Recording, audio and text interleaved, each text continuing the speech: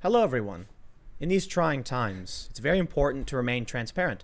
You may have seen that across Instagram, all of these companies are posting the racial makeup of their companies because that's the most important thing when trying to figure out if you're going to buy a product. Well, we here at TimcastIRL are minority owned. And that means if you don't give us your money, you're racist. All right? Yes. No, don't ask us about the racial makeup of the entire company. All you need to know is that the guy who owns it happens to be mixed race. Therefore, we're good, right? I'm proud to work for a mixed race Boss. boss. Yeah. Yes. You see, the race thing doesn't even matter. There's a viral video right now of a black cop getting attacked by a bunch of white people. Yeah, that's crazy. It's insane. They don't really care. So it's a joke, by the way. I don't expect you to give me money because I happen to be part Asian or whatever. But think about how stupid that is. Yeah, if you like the show, you can super chat or whatever. It feels like we're regressing. Yeah, it does. Dude, it is. Yeah. We're maintaining segregation more now. It's like demanding segregation. Yeah, it's like in style. Don't we want to all be together as one? No, there's definitely people out there that want to maintain that. I have a feeling it's not Black Lives Matter people. No, it's the weirdos who are like commandeering it. Yeah. You know who James Lindsay is, right? We talked about him. Right. Yeah. He tweeted recently the ends of the horseshoe have touched. Yes. You know horseshoe theory? No, what is it? That the far left and the far right actually bend around and start coming close to each other. Ah. And he said they've touched. Like they're basically advocating for the same things now. Huh. It's not really left and right though. Yeah. It's just because you can have identity politics, a government based on identity, intersectionality, whatever you want to call it. Mm-hmm. Anybody, any white, black, whatever.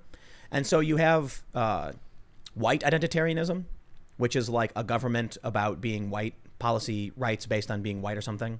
I don't want to act like I know exactly what most of those people think, but you have all that it boils down to for me is we want race to be a defining factor in how government runs, and like that sounds like a nightmare. Yeah, it does. Yeah. Instead of merit, like wouldn't we just want merit? Like it doesn't matter what race you are if you're good for the job. Wouldn't that be precedent? Merit is racist, bro. Is it? Like how good you are at something? Something? Have you ever seen that? How is that racist? Because people of color don't grow up with the same privilege you have. Well, that sounds like what the issue is, not right? I mean, the argument is that if you grew up in a slum, in a ghetto, okay, the likelihood that you understand and know things and have skills and access is lower than someone who didn't. Right. So that's what we should be focusing on. Isn't it funny that it's obviously a class issue? Yeah. And instead they're like... exactly what I'm saying. It's a class issue. This is why I don't like it either. Yeah. This is why I don't like, that's why I make fun of it. It's a joke. Gives me money or you're racist. That's what they're all doing. That's what they're all posting. That shout out to Lauren Chen, by the way, because that was her joke. She posted it on Twitter, and I thought it was funny, so I made a title card for it. You commandeered it. Yeah. Yeah, but I'll give her credit for it because it was funny. memes I saw her work. post it. She's like, "What are all these companies on Instagram doing?" And I saw that, and I'm like, "This is so gross, man." Mm-hmm. I don't like it because, like in the past, in 1964, you have the Civil Rights Act. The government and public accommodations cannot do these things. It's a negative right. What you can't do, right? Not what you're granted. And then in 1967, we had Loving v. Virginia. What the government can't do. It was criminal for interracial marriage and cohabitation. Right. So we were a like white identitarian, not even necessarily white identitarian, but like for the most part, because it was white dominated, we had racial laws on the books. We got rid of this stuff. We made it illegal, and everything was great for my family for a long time. And we're all like, hey, that's cool. And all of a sudden, these people are bringing it back. Yep. That's why I don't like them.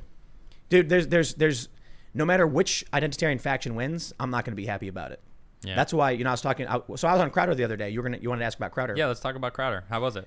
It was great. It was fun. Yeah, Crowder's sending me a SIG M400. Yeah. He said it was a Cadillac of guns. It's pretty dope looking. I'm so I'm a excited. little jealous. I gotta be honest. Yeah, get all right. Pretty too. dope. I'll take a gun. Yeah, whatever. for yeah, sure. because I was gonna go get one. I wasn't planning on getting a SIG M400, but hey, if they're gonna send me one, But now you're getting one. yeah, So cool. Well, I watch it. He's loud. I understand yes, why he is. louder with Crowder. Totally accurate. Yep. Yeah. He's great. So a couple points to be made. Uh-huh. One of the things I brought up on his show is the reason I don't like what they're doing is that for me and my family and how I grew up, my hope is for an American identity. That's it. Mm-hmm. Because I don't get quarter from any of these factions. If I talk to the left, I'm white. Yep. If I talk to the white identitarians, I'm not white. Yep. So I'm like, I don't want to. Nah. The people who are like, hey man, as long as you're American, I'm like, there we go. Yeah. That's it. We're all that's why I don't like the encroachment of positive racial rights, which means the government saying that we must give something, based on your race. All of a sudden, then you have these very fine, paths where it's like, if you are this race, you get X. All right, that's going to be dangerous. Yeah. Because then you're taking from one group to give to another group, and it's based on race. Like that will exacerbate racism. Yeah. The other thing is, though, it's the last thing we need right now. I just want to point out. I want to point out something because Steven Crowder was doing Cultural Appropriation Month. I think it is. Is that what it is? I think it is. I think it's a whole month. And Is that why he was a Viking. That's why he was a Viking. Correct, sir. And I just have to say, I realized something in Philadelphia. There's a bunch of men culturally appropriating my culture, and I'm really kind of triggered by it. And I'd like them to stop appropriating my roof Korean culture. You got these men in Philly staying on rooftops with guns. And no, you can't do that. Nah, that's overstepping a line. That's not cool, it's not yo. cool, man. That's cultural appropriation. we started it. That's I'm right. kidding. By we the had way, it first. Yeah. I don't look as long. I don't care what these people are. Like. The weirdest thing about these guys in Philly is how like you have all these lefties like panicking, and I'm like, are you panicking because you're planning on looting those stores? It's kind of telling. Yeah. Like, what would I be worried about if I walk up back? How's it going, buddy? What's up? Doing a good job. When I was in Ferguson, the Oath Keepers were there, Okay. and all these activists are like, oh, they're all freaking out because they're walking around with guns, and I was like. I guess when you've been to Egypt and people have guns everywhere and like you're in a car with some AKs, you're not worried about an American. It's kind of weird though. I guess if you're an American, why would you be freaking out over this? It's almost it's kind of weird. It almost feels like you're not allowed to be American anymore. Yeah. Like it's kind of against the rules to just be proud of America. Yeah. Like, when did that happen? It feels like that. This is the scary thing. I think it might have been, I can't remember who tweeted this out. So forgive me for not crediting you. They said one of the greatest, propagandistic accomplishments was convincing young people that America was the evil empire instead of the saving light of the planet, something like that. And I'll tell you what, man, it is true because I've been to these countries. I've been to these other places. I mean, you can praise some European nations for sure. Right. Yeah. But the United States is one of the leaders in anti-discrimination and multiculturalism. And these people who are acting like America is the evil empire have never been to China. China made a commercial where they put a black man in a washing machine. Yes. Like China is overtly racist and laughed about it. And they harvest organs of another minority group, right, to sell on the black market. Like, well, to sell to some of these other wealthy oil nations in the Middle East. Right. We don't do that here. No, we don't. No. We don't. Well, okay. So here's what you got to do if you're just tuning in. Yes. We've already got a ridiculous amount of super chats. So I got to be honest with you. We will do our best to read as many as we can, but. Full disclosure, we're not going to be able to read everybody's super chats, but we do read a lot.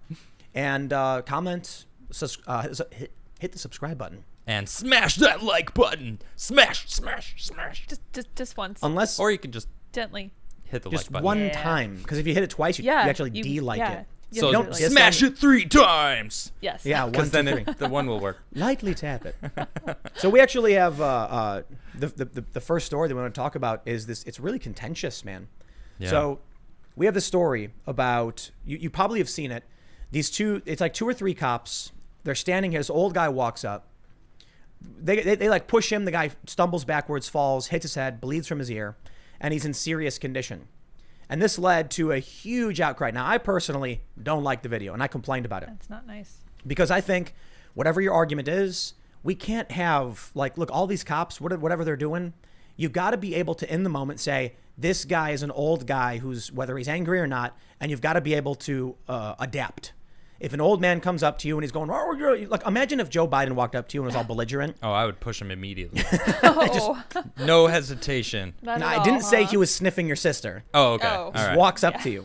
You sit him down. I would expect him, he would probably see my long hair. You can't see my long hair right now, but I'd be like, whoa, Biden, back off. He'd come up behind you and not realize you're a dude. He'd start brushing my hair. He does that. He brushes the hair.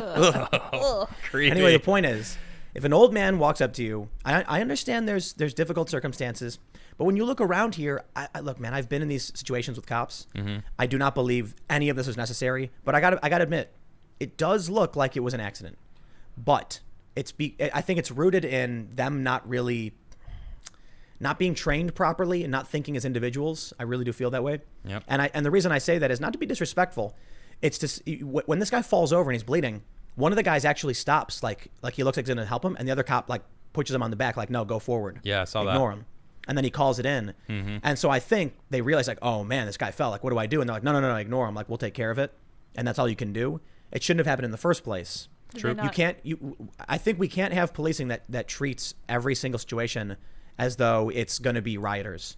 Yeah. Because then you actually make riots. But that's how they're trained, isn't it? Like, aren't they trained to be able to handle the worst of the worst situations and always expect that could happen? I don't know. Because the truth of the matter is, though, that could happen. Right. Like, a situation can turn seemingly normal to someone shooting at them, right, that quickly, So, man, it's a tough situation.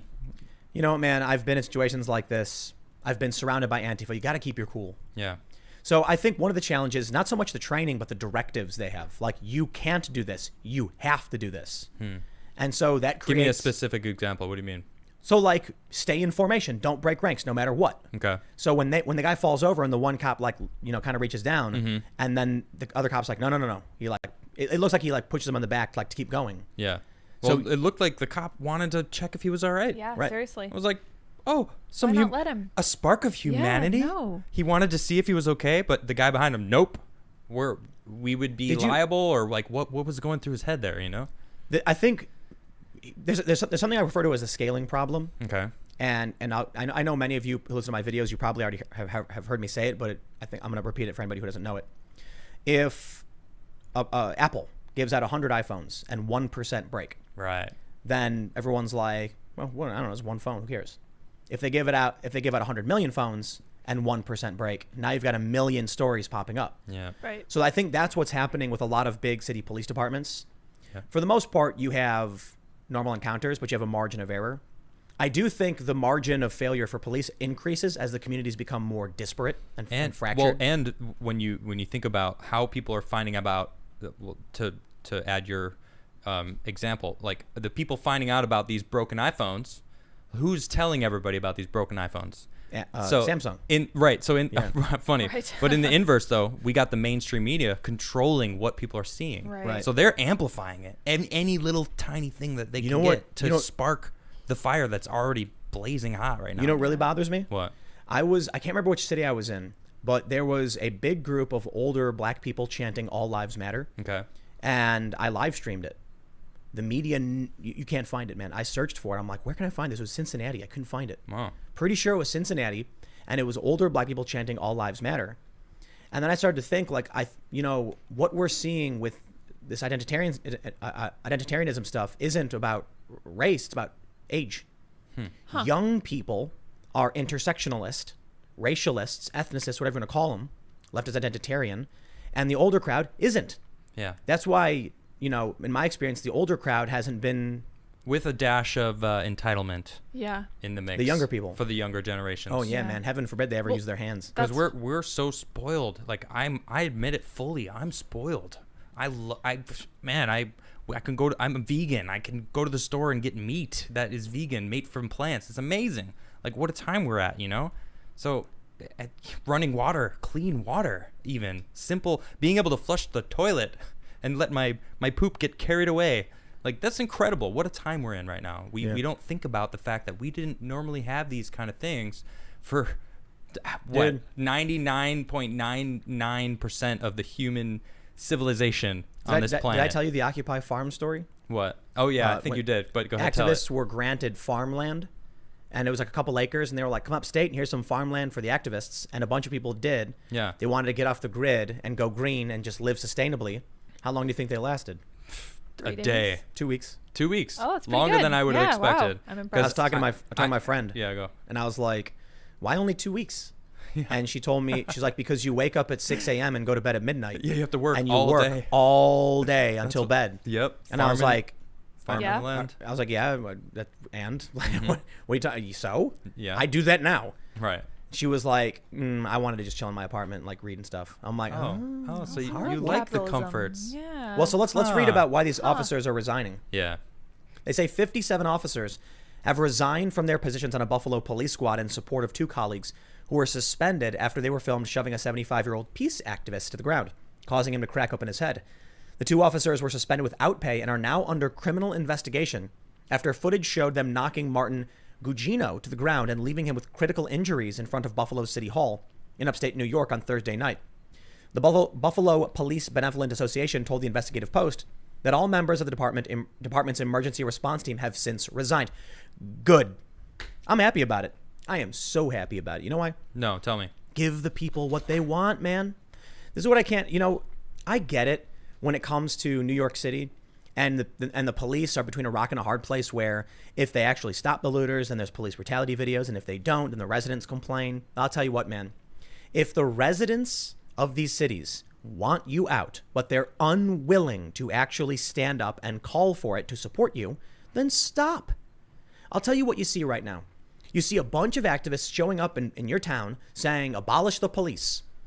And then all the residents are minding their own business saying, oh, well, okay, then. Here's the vote. You've got 17, abolish the police, and, 463,000, no vote, abstained. Guess who wins? So if the police aren't getting the support they need, then the smartest thing they can do, in my opinion, is resign. If the residents don't want to stand up for the cops because the cops are bad, well, then there you go. The cops can resign. And if the mainstream media is shoving it down everyone's throat that all cops are bad, now we see cops are getting attacked. Yeah, it doesn't matter what race you are. Yeah. Oh man, that video is brutal. I don't think I can play it. No, I can play a little bit maybe, but I think because they use racial slurs. Oh, okay. You can leave the sound off. So you don't even need to. You can see it. All this is you can tell obviously what's happening. You got a black cop. He even looks like he's a little older, and they actually start attacking him. Yep. What do you call it when a group of angry white people attack a black man? I know. What? It's called a lynching. I guess that's when they kill them, though. But yeah, it's like that's a step further. It's racially targeted. No, it's racist. Yeah, it really is. I mean, it's like, are they just saying it because he's a cop, or it's like they're out marching for Black Lives Matter, and then you start attacking a black cop. Like that doesn't really make sense. Because that phrase doesn't mean anything to them. Yep. It's a mindless mantra. Exactly. They don't actually care. This is what I tell my friends, man. I'm like, you got to realize these people who are going out don't care about this, and that's why I don't like them. Because when they say to me things like, we're fighting for people of color, I say, oh, okay, let me tell you about my experience. And they go, well, you're white. You're not color enough. For us. The scale, my color is dependent upon how much I agree with them. Right. I know. That's why I'm like, you Sliding don't really scale. care about what I think. You don't care about helping me or my family or anything like that. You're just lying because it's really, really simple, man. This country is like 72% white or some large number. Okay. And so they're not trying to win over the non-white demographic. They're trying to win over the white demographic. It's listen, when you're a company, you have two choices, right? Just bear with me. Okay. You can make asparagus flavored ice cream or chocolate flavored ice cream. Okay. Now, how many people do you think like asparagus flavored ice cream? 0. 0.0001 maybe, right? Are we talking percents? Yeah. Sure. How many people like chocolate ice cream? Pretty much 65% of the population. I'd say it's 90. A huge majority. Oh, yeah. there's people who like vanilla over chocolate. I'm not. I didn't say that. No. I didn't but... say they didn't like vanilla. I'm saying just that they like chocolate. Oh, I'm not saying sure. Most all right, people. I'll increase. Yeah. So I was thinking it as their favorite. Listen, if you're going to start a company that sells ice cream, are you going to choose to make asparagus flavored ice cream? No, that's stupid. You're going to make whatever panders to the biggest crowd. So when you see these people, that's why all of these people out protesting for Black Lives Matter are white. They're chanting to convince white people they're noble. They want the white leftists to feel good about themselves. Meanwhile, what did you see? How many videos of minorities have we seen complaining about this? Many. How many rappers, So like many. high-profile rappers, have been like, dude, what are you doing destroying our business? Oh, yeah. And then the white liberals and media go, you don't understand. They're just traumatized. And he's like, what? I live here. They burned down my store. And they're like, you don't get it because you're a bigot. I'm seeing all of these videos all day long. All it is just these members of their community going, what are you guys doing? This is ridiculous. This is them trying to control all of you. Each video I'm watching is like, that's some powerful truth right there. They clearly don't care about the movement. The peaceful protesters are all black, holding up signs, protesting peacefully. It's like legit. And then there are looters. And then there's looters that have nothing to do with it. They don't care about that at all. Exactly. Right. And they're all sorts of. I've seen all races people looting. Yep. Here's the problem. Here's the problem, man. They don't care. The ideological looting and attacks are like the white Antifa. But then a lot of the looting videos you see are black people doing it. Okay. I'm not saying that it's more of one or the other. I'm not saying that. I'm saying those are the videos going around. Yeah. I was talking to my friend about this, and I said, my friend was telling me that she knows like overt racists down south that are sharing all these videos saying, see, it proves it. And I'm like, this is a big problem that these white leftists support this because it's fuel for racism. Yeah, seriously. If you only show, you know, I don't know, I don't know what the actual makeup is for these videos in the race or anything like that. Okay. All I know is a lot of the videos that are going around show one race doing it. And then you'll see racists being like, see? And I'm like, man, there's so much more than that. And that's what I can't stand about these people, because when we were talking about this in the very beginning about privilege, yeah, it's they think if you're born with no privilege, it's harder for you to succeed. And if you have privilege, it's easier to succeed. That way you must that's why you must check your privilege.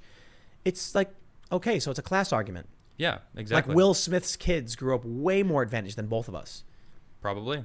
You know, it's funny. Alexis Ohanian.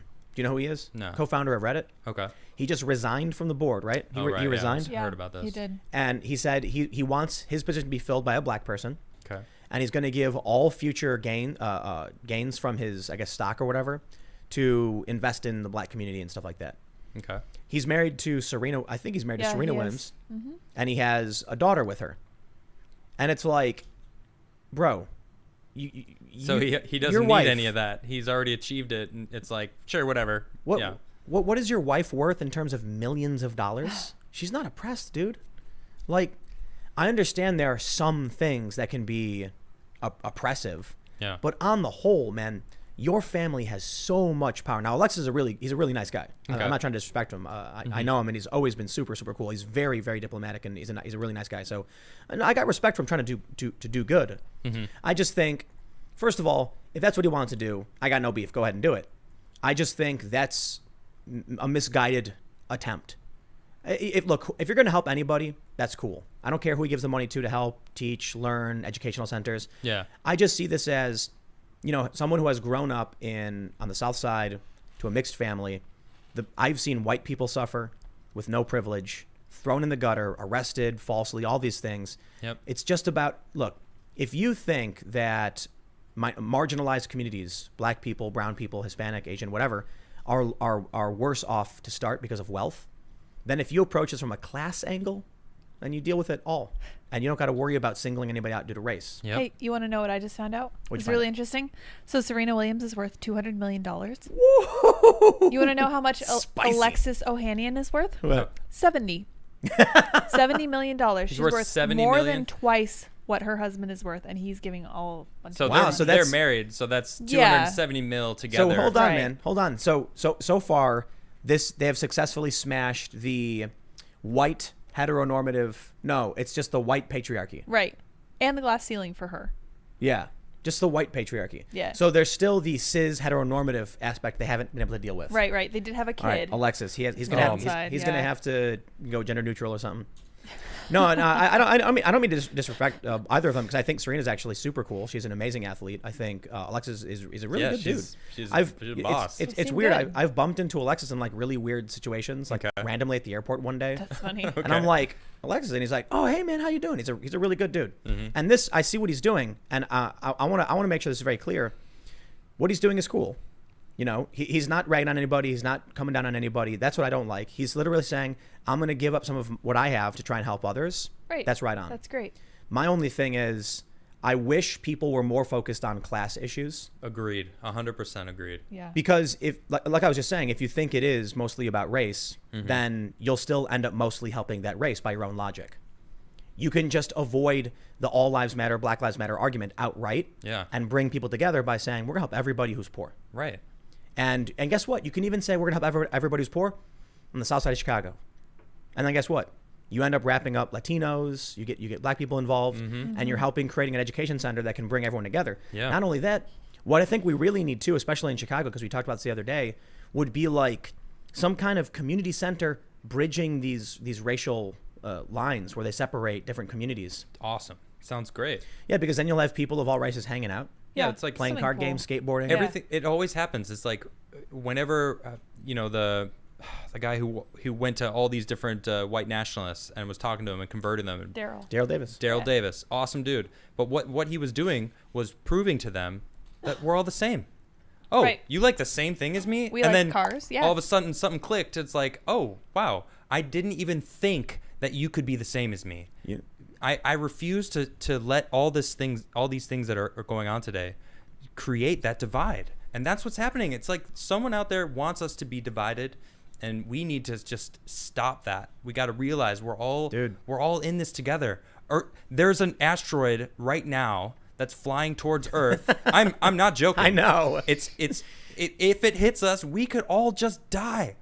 That could happen. Boom, and we wouldn't be able to stop it. Yeah. Or we could just come together. I mean, yeah, obviously it's not going to hit us. It's actually going to be like 60 million miles away. Don't come on, man. We're trying to be optimistic here. It's not going to hit us. That's what I'm saying. I know. Yeah. Don't you're taking away people's hope right now. Somebody tweeted. Hey, now. Somebody tweeted the story of the meteor headed to Earth, and they were like, "Thank you." No, or like, that's finally. Terrible. Come on. Finally. It's the waiting I can't stand. Right. Seriously. No, I love everybody. We gotta realize we're all in this together. You know what? When I was all little, of us. When I was little, I used to hang out with. We had, there was a Mexican kid, there was a Filipino kid, and I was thinking about this when I was growing up. Bunch of white people, and I was just like, whenever I would hear about racism and stuff, I thought to myself, I really think proximity is going to end all this, because a lot of the racism stuff you hear comes from isolated communities. People who have never met a person of a certain race can only imagine based on stereotypes they've seen in TV or movies or whatever. Yeah. And so I was really excited. I was like, I think when like the more we spend time together and over time, it'll heal these wounds. And then when we're older, like in a few generations, we're going to be like, oh yeah, that's John from down the street. And it might be an Asian person or a black person. And that's when Occupy Wall Street happened, they were intent on segregating everybody. They really did this. Yep. During Occupy Wall Street, they created racial groups and made sure everybody stayed in their group, and they wouldn't allow people to cross over. So if you wanted to vote for resources, you had racial blocks. Yeah. So like all the black people were part of a caucus, all the white people. Oh no, there was no white people caucus. You weren't allowed to. The Asians, the Latino, the women's. It was only for marginalized groups. And so what do you think happens then when you have only people based on race separate from each other fighting for resources? It creates a divide. It creates segregation. It's like we got to realize that it's a class issue. All of society needs to be revamped so that everyone can benefit, and that's not the way it is. It is a class issue, but you know what else it is? It's I don't know what causes it, but young people are really unworldly, right? Okay. They don't, like we were just talking about this, they don't understand the value of hard work. That's true. You're right. And they're spoiled. We're entitled. What were we saying earlier? Like we were cooking earlier. John D. Rockefeller would look upon the homeless of America today with envy. Yeah. This guy, 100 years ago, richest guy in the world, oil baron. Yeah. Laughing with his monocle. I control the world's energy. And then he would look into the future and see a homeless guy walk into a McDonald's with air conditioning. With clean running water. Mm-hmm. He'd walk into an urgent clinic and give $2 for an antibiotic. And he'd be like, wow. Not only that, he'd see the homeless guy and be like, this homeless man has no polio. And they'd be like, yeah, no one does. It's cured. He'd be like, what? Wow. Harumph. Wow. Indeed. No, he'd be shy. It would be envy. Yeah. Like, wow. Think about the people of all of the accomplishments we've made. Capitalism has been the greatest reducer of poverty, the greatest creator of wealth and education. Yeah. And they're trying to tear it down. So think about where we're at so far with our constitutional republic and capitalistic system. Yeah. Now, we're not a laissez-faire capitalism. We got regulation, we got the Fed, we got a bunch of things people complain about. But think about what this hath wrought. We've got civil rights legislation. We've got same-sex marriage, same-sex adoption, interracial marriage since the 60s. Yeah. Like, we've come a long way, man. We really have. And things are only getting better. Yeah, it's like I was saying, like, you're not allowed to be wrong. You're not allowed to admit you're wrong. You're not allowed to learn. And that's the biggest thing, actually. You're not allowed to learn. So you take someone who doesn't realize that, who's been sheltered their whole life, their family was super racist, because it exists in the past, so here we are down the line, and then this person goes out into the world and someone goes, "Oh, your family was racist." Well, F you. I'm never going to ever speak to you ever. And they're like, "What just happened? I don't even know. Like, you seemed like a nice person, but now I think you're kind of an a-hole, you know?" But it's like cancel culture. It's all in the same lines. Like, you're not allowed to learn anymore as a human. You either get it right 100% all the time through your entire past, or we're canceling you outright. What I'm saying is, I think that there is some force that wants to destroy everything we've created. Yeah. That's why I consider it to be evil. You know, we have some problems. Yeah. We've got environmental problems. We've got sustainability issues. Okay. And we've talked about reasonable solutions. Like, how cool would it be if people had mini farms, everyone had a garden? I love this idea. 100%. You know, people who live in the suburbs in the country could replace their lawns with mini gardens and sustain themselves off their own food a little bit. Yeah, and remake cities. Yeah. Cities are designed to keep people in control and owned, essentially. Everybody in a city. But I'm not talking racial. But I don't think it's designed. I think it's how the dominoes fell. You're right. That's way more accurate, because as the life went on, we got bigger farms to I mean, there's billions of us on this planet now. Yeah. Billions of us. So our antiquated ways are just carrying us into where we are now. So listen, we need better. A hard check. We're getting better. We are getting better, yeah. I agree. We're improving. Mm-hmm. The issue is, these people who are socialists and communists want to end the system that created wealth, prosperity, and fixes these things. America is a leader in ending plastic pollution. Yeah. America is a leader in reducing carbon emissions. And these people are trying to destroy the system that created the good while ignoring the people that are exploiting it, like China and India. Yeah. You see the things they're doing with all their waste, all their cities, their recklessness, and even corporations that are here, and they're fighting because Trump's trying to cut off trade to China, who's the producer in cheap goods. That's upping their products or their profits. So of course they're pissed. They want him out. He's trying to bring it back to America. We were watching this video from Flecka's Talks. Man, it was actually a video from Seymour Views, which you may have seen.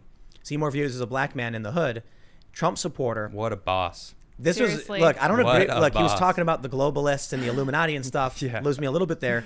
But this dude was walking up to young guys, and talking to them about asking them some real questions.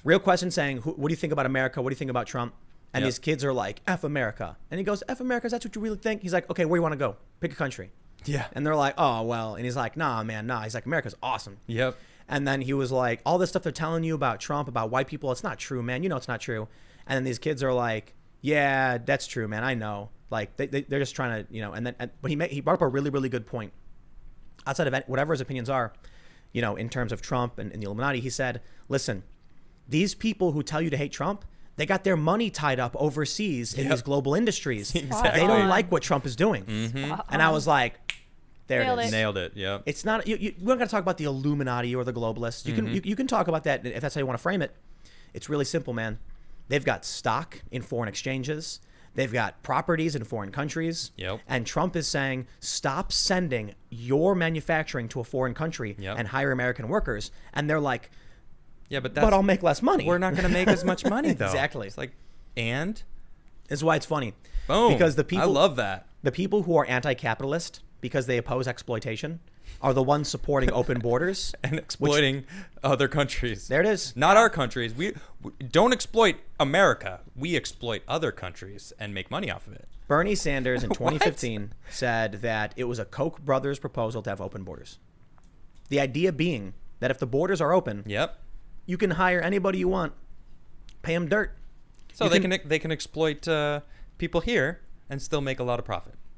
They can. So there's horror stories about what these companies do with when NAFTA came out, the free trade agreement. Trump opposed it. Yeah. You had companies that would set up they would displace Mexican companies because they would come in and offer slightly more, which was dramatically less, and that would devastate the local economy. And then they would pay these people trash and then sell it back to us, and it would just create all kinds of problems. So the free trade basically meant they could manufacture in Mexico and bring it into the U.S. for free. Trump was like, nah, if you want to do that, you got to pay a tariff to bring that in. And that means it's cheaper to hire American workers, which is better for our economy. Right. Let's do it. You ever see that? Have you ever listened to that leaked audio? I don't know if it's real, but it's a Ukrainian guy, and he's like, listen, if Hillary gets elected, it's good for us. If Donald Trump is good for America, but we want the good for us. That's basically what he was saying. Wow. Like, Trump is trying to do things that are going to be good for Americans all around. Yeah. And so these people who control industry around the world are very much so like, I don't want to lose money. F Donald Trump. Yep. And it's all of these super rich people, man. Mm-hmm.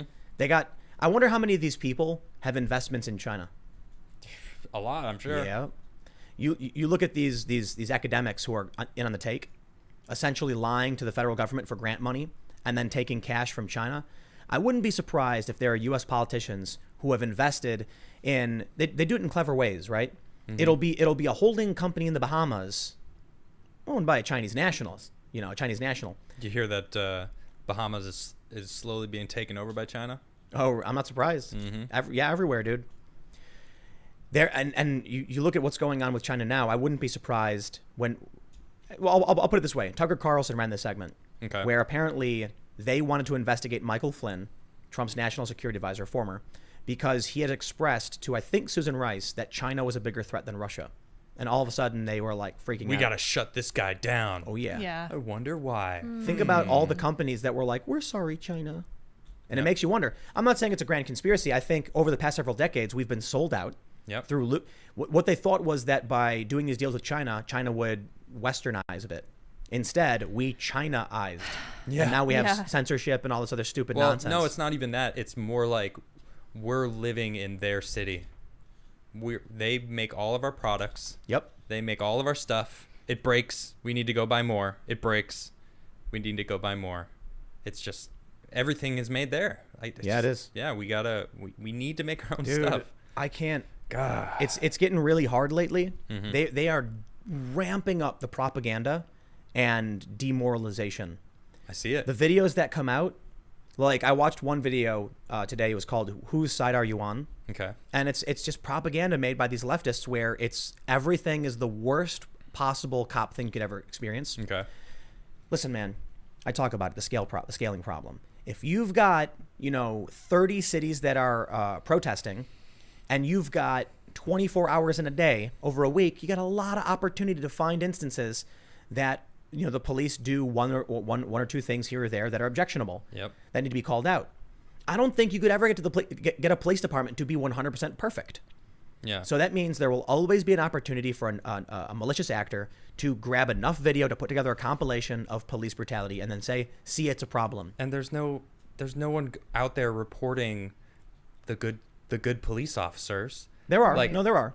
It's just a lot. To an extent. I mean, I'm not talking about just maybe in this past week. I'm talking about in general. Like, think about what a good act. Yeah, you see them few and far between, but it doesn't get the clicks. I actually think clickbaity.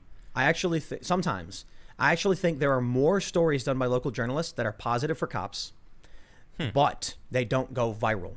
Okay. I see what you mean. If a cop, throws, a good point. like this story right here with the dude getting pushed over, it's viral rage bait. Yeah. Like everybody sees it and immediately has a reaction to it. But there's a ton of stories that you'll see, like a cop plays basketball with some group. Or you ever see the video that went viral recently of the cop doing a fakey big flip skateboarding? Totally. And that all skateboarders were like going nuts for it. And I'm like, right, this cop who's skating is probably like 27. Yep. He's been skating his whole life, same as everybody else. Good skater. And now he has a job. Right. And so when he sees the kids skating, he walks up, he's like, "Let me try your board." And he does a fakey big flip, which mind you is a pretty good trick. It's that switch that I was saying. We're just we're the just same people. We're both humans. Yeah, oh wow, it's crazy. We got to remember that. We got to do that more often. I realize we're all human. I was in Virginia, and this young kid had accidentally bumped a car in a parking lot and scuffed it up. Okay. Panicked, didn't know what to do, and left. And he came back to his apartment, and the cops showed up, and he was having a panic attack because it's like, you just turned a minor fender bender into a hit and run. Yeah. And the cop said to him, "You realize that by doing that, you turned a minor scuff. You could have just, it's going to be a couple $100 into a hit and run, which is serious crime." And the kid's freaking out, and the cop was like, "Don't worry about it, man. Like, no one's going to arrest you or anything. We just want to let you know. All we're going to do is give the guy your phone number, and he's going to ask you to take care of it." Okay. And he's like, "For real?" And he's like, "Yeah." And then the cops like chilled and hung out while Family Guy was on for like 10-15 minutes and just talked normal stuff. Like, so what do you, like the guys, it was young guys. They were like 28, 20, 30. Most of the interactions I've had with cops have been like regular guys on the job, You respect that they're on the job. Things are normal. But I've had bad encounters too, like really bad ones, really, really bad ones. Yeah, me too. And if I was a stupid person, I would conflate bad people doing bad things with other people who did nothing wrong. Right. And that's, I think, the problem that people have when it comes to, propaganda and how the media plays this game. Which, let's do this. Let's jump over to another story, which is in a similar vein. Ooh. And we'll talk about propaganda. Check this out. This is Jesse Singal. Let's see. He's a journalist. He's a good one. He writes, I guess he's authoring now, former New York Mag and co-host of the Bar Pod. And he highlights this journalist, Zach Beauchamp, who tweeted this. I'm sorry, but, quote, abolish the police seems like a poorly thought out idea that's gotten popular with shocking speed. Hear, hear. Mm-hmm. Yep. I agree. Yeah. Poorly thought out does absolutely. I mean, we've talked about it a lot, and I don't even think we've scratched the surface. Right. Of it. We've entertained the intricacies of what that means. Right. We've entertained the possibility of shifting responsibilities of police and shifting responsibilities onto local community watches and bolstering the Second Amendment to make it more personal responsibility as a possibility. Right. But I wouldn't begin to know what the result of that would be. It's just like, I got to be honest though. I think there is a good opportunity for figuring out if there's a way to reassess how our police departments function, and we can create something potentially better. I don't know for sure, though, and I can tell you this. The reason why he's tweeting about this is that according to a poll, 90% of American people of color want more police. Wow. More, Seriously? More. Look at this. Wow. I was not expecting that. According to the Cato Institute, they say this. 9 in 10 black, white, Hispanic Americans all oppose reducing the number of police officers in their community. And okay, I'm sorry. I got the numbers wrong. A third say they need more officers. Oh, okay. 90% say we're good where we're at. Yeah. And then a third of them say, no, we actually need more. Wow. None of them say reduce? So I guess what does that leave? Like less than 10%? Yeah, holy cow. Yep. If 90% say we're good where we are, right. They oppose reducing. Right. That means you've got 10% that are in favor of reducing. Holy cow. The overwhelming majority is like, we're good. We'll keep it where we're at. And what happened to this guy? When he tweeted this, they came for him. Oh, the 9%, the 10%. The 9%. The people reading. And this is, dude, the Hidden Tribes More in Common study. I got to pull this up so we can cite it every time. Yeah, it's constant. Progressive activists make up 8% of this country, according to YouGov data. Wow. 8%. That's it. The conservative wing makes up 25%. Isn't that crazy? The right wing of politically active people is 25%, and the left wing of politically active people is 8%. Wow. But they control our institutions. They have disproportionate power in media, and that's why you get this. This dude, Zach, I guess is a journalist. He said, talk to a number of people I respect about the framing of the original tweet, and I do feel like it was a mistake. It was far too dismissive, and then I ironically complained about condescending replies. We all send bad tweets sometimes. This was one of mine. Oh Bend gosh. the knee, But you it was accurate. spineless fool. Sure, it was an opinion, but It was Twitter. This is what's crazy right now in the New York Times, right? This is all looping together. The New York Times, the Gray Lady, the paper of record, has fallen. Ugh. We've seen the assault on the Gray Lady to turn it to SJW insanity. Yeah. And there's been some bad moments. Now, that's it. Yeah. There was a revolt. 160 staffers did a virtual walkout because Tom Cotton wrote an op-ed saying send in the troops. A position held by 58% of registered voters. Yeah. And sending in the National Guard by 71% of registered voters. Wow. So it's not. So everyone's in favor. Well, it's not all Americans. Right. A majority, but it seems. Of the people who are politically active, it would seem they're mostly in favor of this. And we even have this story right here. Where is it? Right here. A plurality of Democrats would support calling in the U.S. military to aid police during protests, poll shows. So now that we know that's true, you'd think these people would be like, perhaps we shouldn't get rid of the police because people actually like them. Yeah. Yet somehow, here is where we are, where this dude is apologizing for what he was correct about. Yeah. That's the craziness of the mob. So check this out.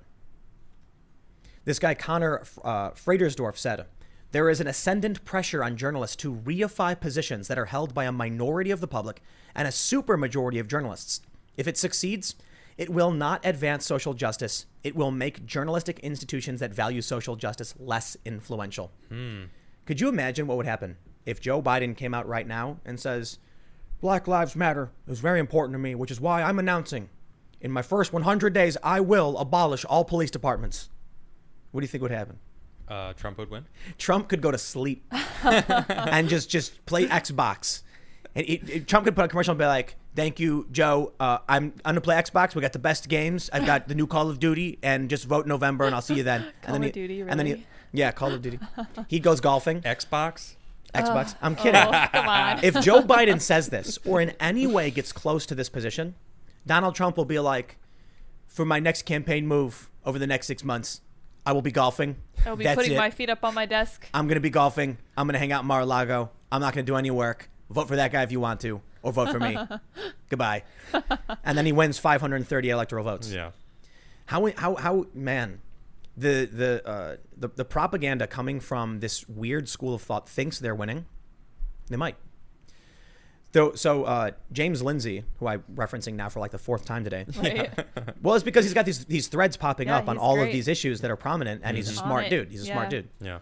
He said basically what they do, they infiltrate an organization until they have around 15% of it.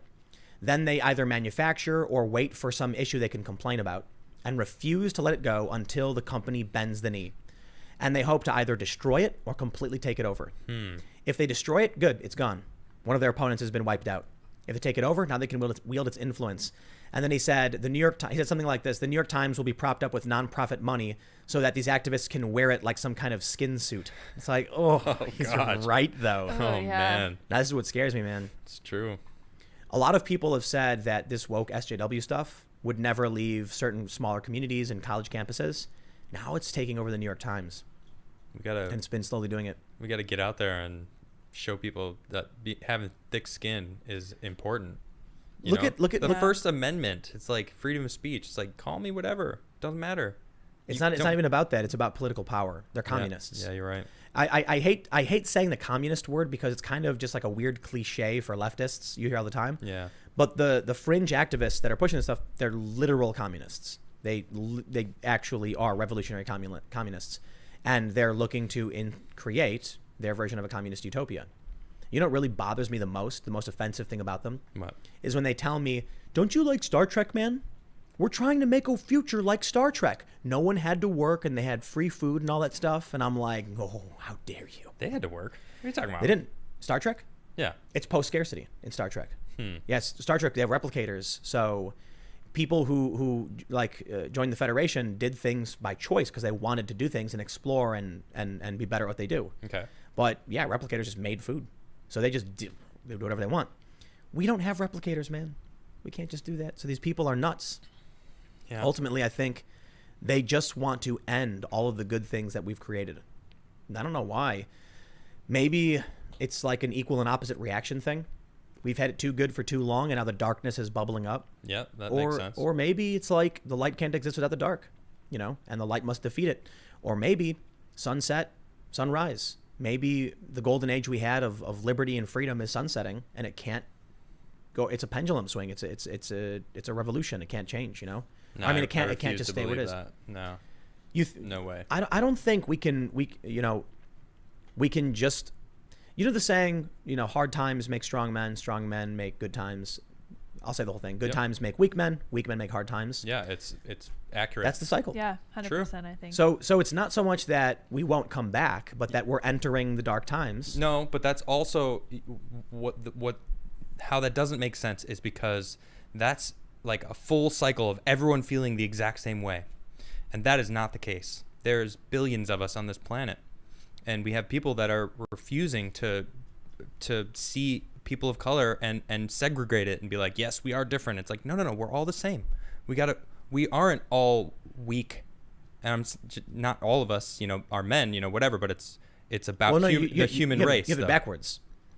What we actually, so the civic libertarianism and classical liberalism types are saying we recognize that we're not all the same, right? But we must treat everyone equally under the law, which is the equal opportunity, right? Versus and the yet equal outcome. We know it's a class issue. There's a lot of issues out there, but a lot of it is this class issue that we're stuck in, right? So not all of us are going through hard times. But here's the reality, man. So people are in different stages of that quote. So we got to bring everyone together to be strong and be able to handle everything. But also keep in mind, you know some stupid people, right? Illogical, maybe, which, not everyone. Well, I know some dumb people. Okay, dumb, like you'd be like low IQ, you mean? Yeah, all like right. Unable to actually function and do a job. Okay. These people are unlikely to become super wealthy. Okay. Because they don't understand how to become super wealthy. So you're saying there will always be a class of people that are dumb? No. I'm saying I think some people are dumb, some people are smart. Humans have variability within their development. Okay. And I think also that there are just environmental factors we can't control, which will result in some people having certain abilities and some not. I'm not going to complain the NBA is all a bunch of 7 foot tall, dudes. Okay. I'm not 7 feet tall. I don't want to play in the NBA. It's not my dream, I guess. And if you really want to work hard for it, you can probably figure it out how to get there. Not everybody can. Okay. Not everybody can do every single job. So the fact is, these people believe that we're all the same, literally. Right. Men and women are the same. Everyone's the same. There's this what is it called? Like a critical gender theory. That the only reason women are weaker than men is because they're trained from a young age not to engage in the same behaviors. But if that women did sports, they'd be just as strong. And that's not true. No, that's not. Right. So men on average will always have more muscle mass. Yeah. And a female on average will always have less muscle mass and more fat. And it's for different reasons. I suppose you can be one of these people that wants to manufacture some kind of equality, but it can never be. It can never be. Imagine if we invented something that guaranteed, genetic engineering, guaranteed everybody was the same hairless, olive skin colored type person. Men and women were of equal height and strength. Guess what? Women still have the babies. You know what that means? They have to dedicate time and energy to creating and giving birth to that baby. Mm-hmm. And that means that even if it's only that several days or whatever in which they're going to the hospital dealing with labor and giving birth, several days where they're not working, that will still confer an advantage to the males who can spend that time investing and working. Theoretically, you can pass a law then where it's like the man must be in the hospital with the woman at all times and try and force humans to be the same. We're not robots, though. We're not the model, A93 humanoid. We're all individuals that develop with variability. That's true. And because of that, there's gonna be class. So what do we want to do? We want to make sure that everybody has a chance, has the same chance as everybody else. Yeah. And that if you choose, you can succeed. Maybe you won't. You're not going to be Jeff Bezos, man. You know why? There's one. There's how many billionaires? Soon to be trillionaires, like 1 or 2. Yeah. Out of the billions, man, it's not going to be you. And it doesn't mean it's a bad thing. It doesn't mean you're better or worse. It just means this is how life is. These people who are taking over the New York Times want to create a world where we're all gray blobs that are identical in every single way. It is not possible. True. And we're not. We're all different. Yep. If you zoom out far enough, we look the same. Yeah. The more you zoom in, the more unique we become. Well, mentally. Physically, we're all the same. We differ, but we all bleed the same color. Right. That's really what I'm trying to say. We're all humans. Right. We're all humans. We all have the same base functions of what makes us work: brains, kidneys, hearts, livers. Yeah. And the variability in intelligence. But my understanding of current biology and psychology is that the variability in intelligence and everything is actually relatively low. But don't you think that would change if we really, I don't know the answers, but if we elevate everybody to a more of a base level, I'm not saying get rid of capitalism or, but if we bring it up so that baseline, the average, is significantly higher. What's the average IQ? 100. 100 is the average IQ. That's yeah, right. So say we eliminate it and give everyone has that chance, right? So 100 years go by. Don't you think the average IQ of humanity is going to be significantly higher? Well, so the way IQ works is it tracks the average. So 100 is baseline. Okay. So we do generally absorb but more knowledge. 145 is genius. Once you're past that, you're officially a genius. Your brain relative works, to everybody else functions. I thought it is literally 145. I don't think IQ is actually a really good measure of how you're gonna. Okay, function. I mean it's an example. I understand of the point though. you're making. Yeah. Okay. I do not think you can create a world where everyone starts. There's no way to create a world where the starting line is equal for every single person. Well, I'm not even saying that it's going to be equal for everybody, because families can, travel their money down, whatever, any of the different examples there. But if everyone has a chance, if we get rid of the poor, you can't. I think there's I gotta believe that there's a poor person today is wealthier than John Rockefeller was 100 years ago. Okay. I mean, technically that's not true, but the point is, no, it's definitely not true. No, but what I mean is, the average person is considered extreme poverty by today's standards. Okay. For the entire planet. Like, okay, the poor people in this country have air conditioning, have refrigerators. Everyone's got flat screen TV and a cell phone. You can buy a cell phone for $20, get a data plan, unlimited everything, $20 on T-Mobile. Okay. That is wealth. That means somebody in even in impoverished areas in the middle of nowhere can look up how to farm. So poverty will always exist because poverty is relative. That's a good point. So you're always going to have, look, I work every single day, and I only have 2 half days off where I only work a full shift in the morning. So I work a full shift, then we do this show at night. Yeah. I don't have to, and other people choose not to. Because of that, I'm better off than they are. Because of that, my kids will have advantages. Yeah. Should we take away all of that extra money I've made by my choice? If you do that, then why would I bother doing this show? Well, I think even... like, say, Trump is bringing jobs back here where the factories are all returning. People are going to lose their, big, huge profits because they're going to have to pay minimum wage to their employees. People are going to get much better jobs. There's going to be a lot more jobs available if that's the case. So then all of a sudden, all these factories that we've lost, now people can actually work. So there's jobs everywhere all across the country. Yep. So it's like that.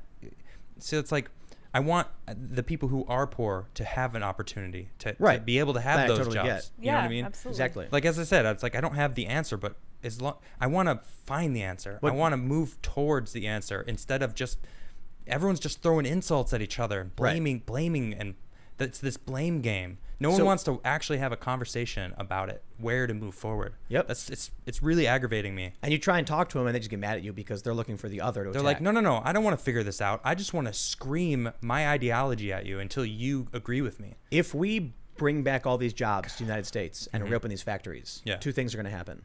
People in China are going to lose jobs because those are the jobs they used to have. Okay. And now they're going to become poorer. So you can say, I'm in favor of helping America first, and I get it. Some people argue it's better off helping these foreign countries to lift everybody up, and that means American sacrifice. I get the idea. The other thing that'll happen is the guy who started that factory to bring those jobs back will become rich, and you will always have the top tier and the bottom.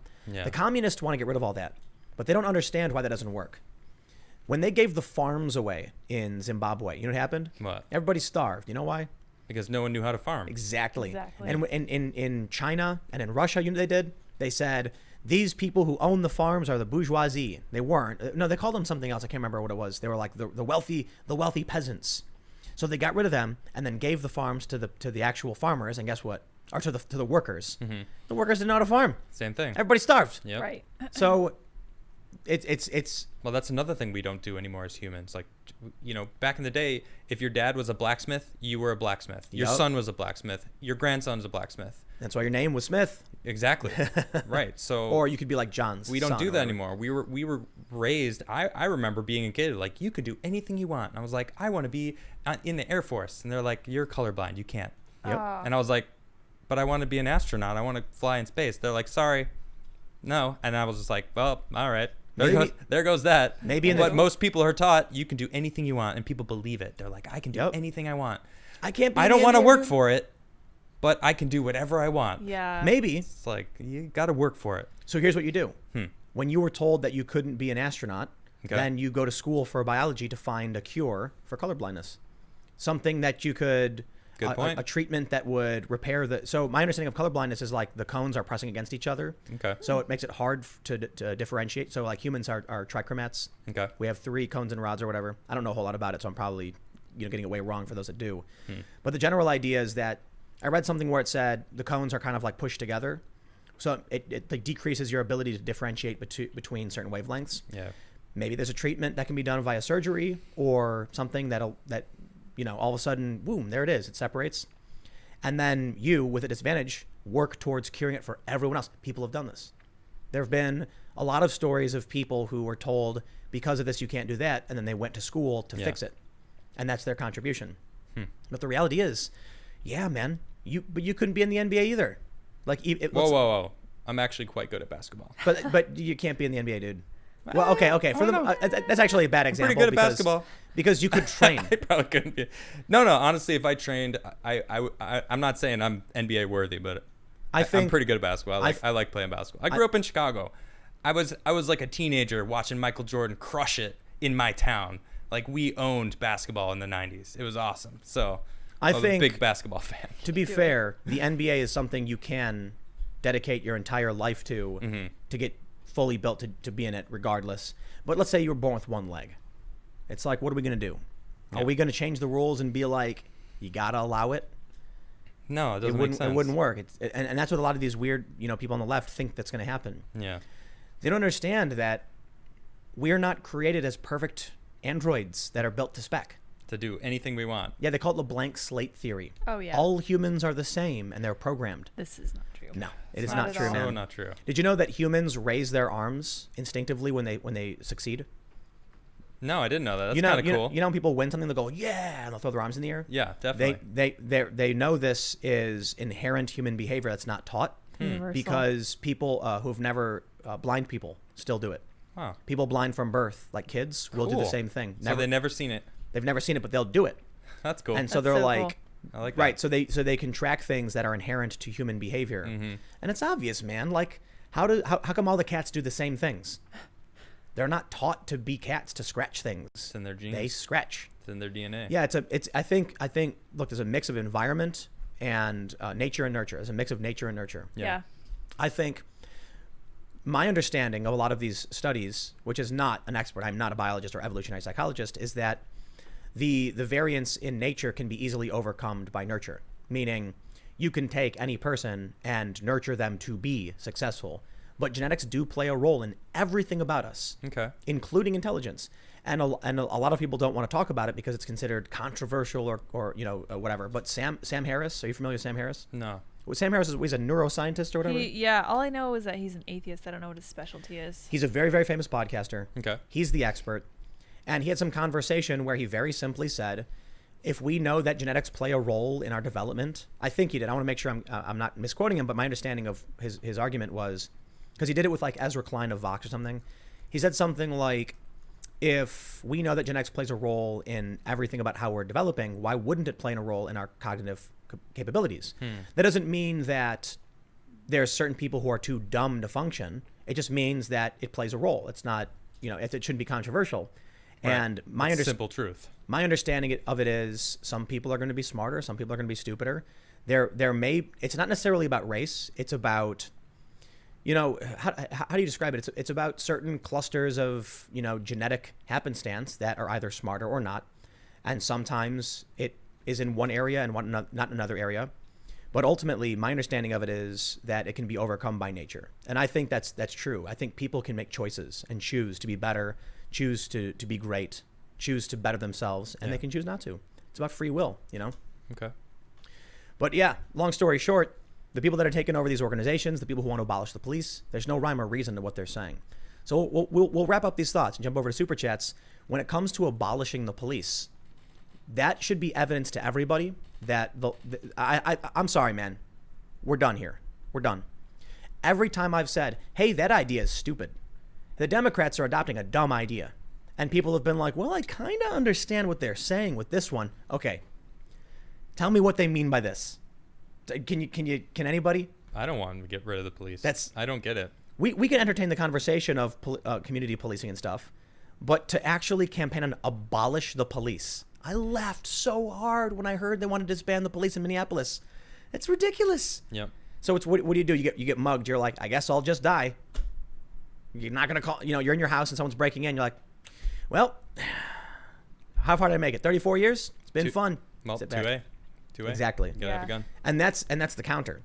That's like, okay, you know what? This normally wouldn't work, but we shouldn't be relying on police for everything anyway. Yeah. We should be like, come in my house And like that, was it Polk County Sheriff? Yep. I'll blow you out the door. Yep. And he's telling his residents, that's what I'm suggesting to them, to blow you out the door. And it's like, wow. That's a deterrent in itself. It's crazy that it's a scaling problem, these mass shootings, because we've always had them. You know, I guess per capita you can see differences. Yeah. But because we have so many people and mass media, dude, when I went to Glenn Beck's studio last year, he's got all these really, really old newspapers on the studio walls in his building. And one of them, I was reading a story from like 1850 or whatever. And it was a story about a guy at a bar, a saloon. And some guy walked out smoking a cigarette, pulled out his flintlock pistol, put it in the chest of the guy and shot him for no reason. Wow.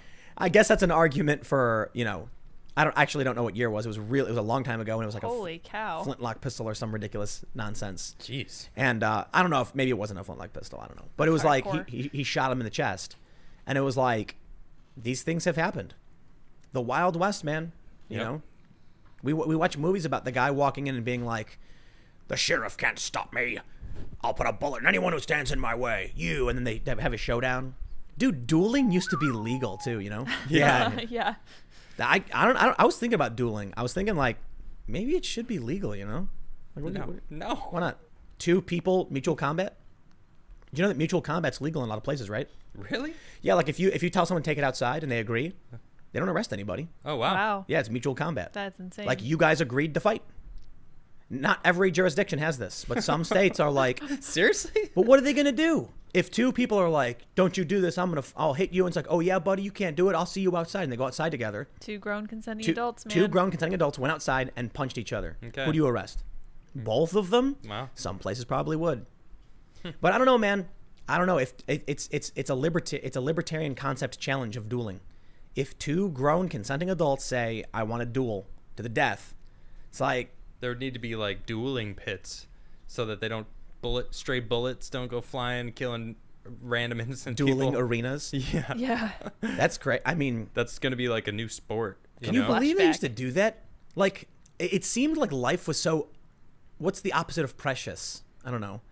People were very cavalier about their lives. Yeah. They were like, well, I'm going to die anyway. I might as well have a duel now at the age of 19. Yeah. Guess I won't die when I'm 35 of some kind of illness. Yeah, that's Billy the Kid. That's the Family Guy joke where it's like they did a flashback episode where it was like the 1700s or something, and Peter like stubbed his toe and like got a slight cut, and he goes, well, I have a small cut. I'm going to die of the infection. So like, that's it. I had a good run. Yep. He's like, well, I'm 19 years old and I just got an infection. Now I'm going to die. That's how it used to be. Yeah, that's crazy. And it's not like that anymore. No, it is not. We're very lucky. We are in a time of like we're all blessed. I don't know, that we man. don't think about it. You know, we do have. I'd be willing to bet if you went back in time and grabbed Mr. George Washington and brought him back here, and you were like, "Did you know that dueling is illegal?" He'd be like, "What? Why?" Yeah. You know, and he like they owned people back then. Yeah. Like, there's a lot of things we got rid of that would shock them that we can't do today. So for the better. But the thing about dueling though is consenting adults. Like, shouldn't consenting adults be allowed to do what they want with each other? Yeah. Yeah. Is your body yours? It's crazy. You know, Trump signed the right to try bill.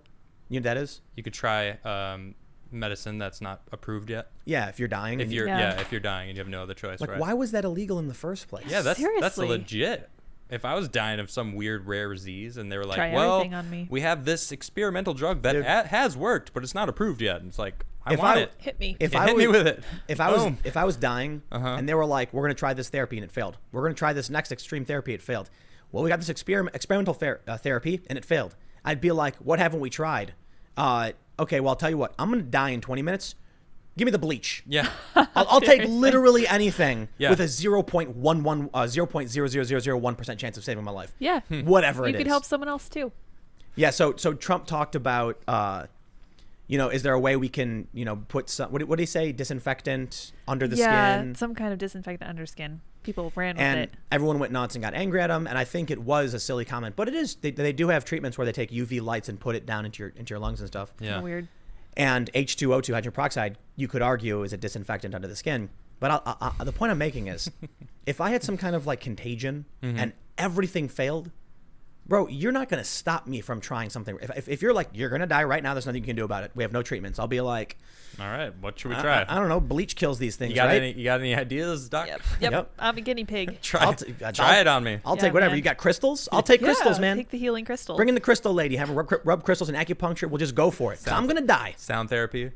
Whatever, man. Ancient Do Egyptian it all at the sound same vibration. Yes.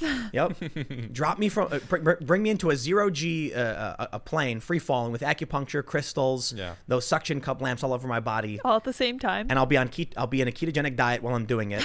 a vegan ketogenic diet. Just do everything. It's not possible, but yeah. But no, but it's crazy that we have laws saying like you can't do that with your own body. Yeah, I don't get that. It's my body. Well, hey man, Trump signed that bill. That's a good thing. Yep. So how about this? How about we jump over to these super chats? What up? Woo! And start talking to the people. The people. I love these people. What up, everybody? I like the people. How you guys doing tonight? You guys. It's Friday. Have you smashed the like button? Smash it. Only once? Have you smashed it? I'm waiting. Yes. We I don't hear anything. I don't think we have the cable set up for the live stuff. For them to hear hear the chat. No, for the music. No, isn't it? No, not set up. Oh no. Well, all it is just it's right there on the floor. You just plug it in. But we need to turn it on and do the sound checks and everything. Well, you know what? We're gonna do that because it's Friday. Everyone's expecting us to jam. You guys know that, right? We jam Friday nights. It's gonna be you doing 2 songs. What? You're not playing a song? I can't do it. You can't do it? No, I had the throat problem. Oh man, and you played. Remember? You worked for like 5 hours yesterday. Right. So So then I did I had a really bad sore throat. Okay. And I'm like, nah, not this week, man. All right. But we're gonna read super chats for now. Let's do it. Let's do this. Yeah. Well, Curtis C says Adam should go with Tim to the FFL and get himself a lower receiver and build his own. Start with a lower. Cool. I guess what is that called? A ghost gun? You can like when you build it all yourself. You can legally make your own gun. It's crazy. Interesting. Keith Deanne says, have you heard anything about China invading India? I've been hearing murmurs about it, but haven't looked too deeply into it. I have seen it. I read into it a little bit. We were talking about it yesterday. I was trying to maybe it would be a subject. It's not. I mean, it's. It seems like they're testing. They're testing the limits. Perimeters. Yeah. They're pushing, and no one's stopping them. I mean, India's like, hello, they're doing this. So. Did someone just say it? Oh. I see it right now. People are saying UFO. It. Yeah, there we go. Spin the UFO. I moved it forward a little bit so everyone can see it. Spin it. I'm gonna spin it. Oh no, crazy. it's there. It's good. Oh wow! Don't spin it too crazy now. Oh, Whoa. it's bouncing. Oh, I'm scared. No way! I've never seen it do that. That's when you're pushing it. Dude, you just pushed it to the limit. It's like it's about to fly away. Oh, it's gonna fall off. No, it's good. Oh, we're it's good. Oh Look my at it. goodness, It's chilling. calming down. I pushed it to the limit. You did, dude. All right, let's read some more of these. That's super chats. exciting, though. All right. The Grizzly says, "Hi Tim. Did it just erase those? Oh no. Okay, here we go. No, he says, is there any good. other way I can contact you guys besides Twitter? I don't want to use it if I don't have to.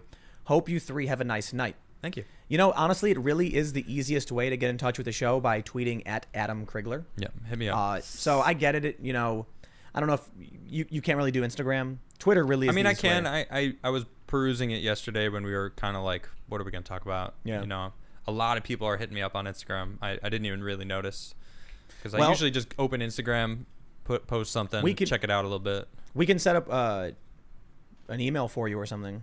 Okay. If you want people to email you, or just the show in general, because Lydia can also have that. Yeah, that sounds good. Yeah. We'll set up a TimcastIRL email address for everybody. We'll get that done for Monday. Yeah, that sounds Boom, good. there it is. Cool. So also don't forget to follow me at Timcast on Instagram and Twitter, and you can also follow at Sour Patch Lids LYDS because she posts spicy memes. I do. Spicy memes.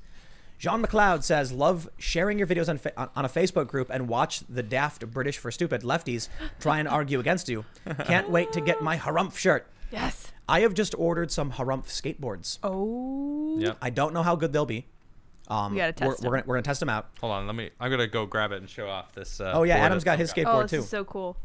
So there's gonna be some Harumph I Say skateboards, same graphic and everything, and it says Timcast underneath. I'm gonna try it out, see if they're good, and if they're good, then we're gonna have some skateboards. You guys, this All right, is so this is cool. dope. Someone just did this for me. If you guys can see it. Wait, here. Wait, here. it's shiny. Look at that. Look at Oh. that. That is some I love that it. is some quality work right there. I love it. That's cool graphics. Thank you so much for wonderful. this. This is dope. I'm never gonna skate this. This will be the backdrop behind me when I officially start Adamcast. I'm excited. Little really alien. Cool. Really appreciate it. Sweet. Word. All right, let's see. A.H. Glassman says, Million Man March, August 28th, led by Al Sharpton. Oh. On one hand, pretty cool, but also wary. It is close to the elections, and two, given Sharpton's reputation, will this event further polarize the U.S. or will the organizers unify us? I don't think either, really. Most people, I don't think, really pay attention too much to these very specific events, so I don't think it'll register that much. That's a good point. Kek Azimendias says, TimcastIRL, YouTube is shadow banning and removing comments. Example, in the era of SJEs, social justice extremists, is it possible to have a discussion about the real issues in the black community? So YouTube automatically censors ridiculous amounts of comments. We can't do anything about it. Yeah. They gave me a notification recently and they were like, a new feature. We automatically remove comments. I was like, And considering great. we get 20, 30,000 comments a day or more, probably some ridiculous number, there's no way to go through all of them and try and like figure out what was removed and why it was removed. Yeah, right. YouTube just censors, man. Mm-hmm. Yep. No Control says, consider this. 250,000 die each year from medical malpractice. Yet the doctors aren't sent to jail, but are required to have insurance. Same for cops. We did talk about that the other day. Yeah, we talked about it. Yeah, but some people argued against it, saying cops wouldn't do it. I don't know what the answer is. Maybe it's cheaper insurance. The Gray Gamer says, Brian Stelter has such a far back hairline that I literally can't see it past the horizon. That is his 12 head.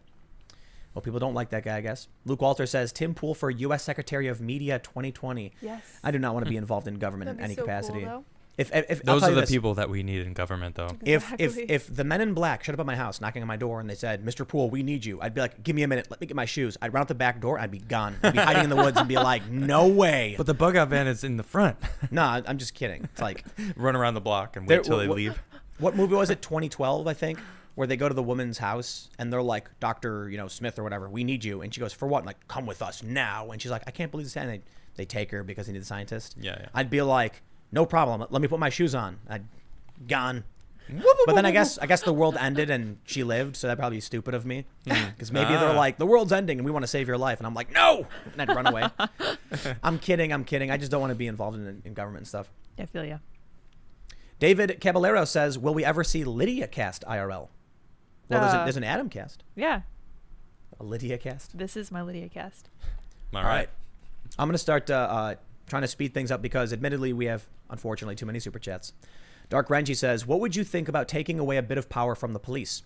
If you were to see an officer being severely aggressive during an arrest, you can intervene without fear of arrest or retaliation. The challenge is, I'm not sure there's a real solution, because if everyone said that cop was, look, I'll put it this way. If you saw somebody running down the street screaming, help me, please, and the person chasing them was a cop, right now you could do nothing. You don't know why they're running, who's doing what. Good point. So imagine you see two people running and they're in plain regular clothing, and one guy goes, stop that person, stop that person. What if the person chasing him is a criminal, the mugger? Right. So there's techniques that con artists use where, like, one really notorious thing is what you do is you take a wallet with an ID in it and no money. What they do is they'll wait for someone to take money out of an ATM. People often leave their receipts, you know exactly how much they took, and then you reverse pickpocket them. So now they have your wallet with your ID in it, and you call the police and say that person pickpocketed me, and the cops do the robbing for you.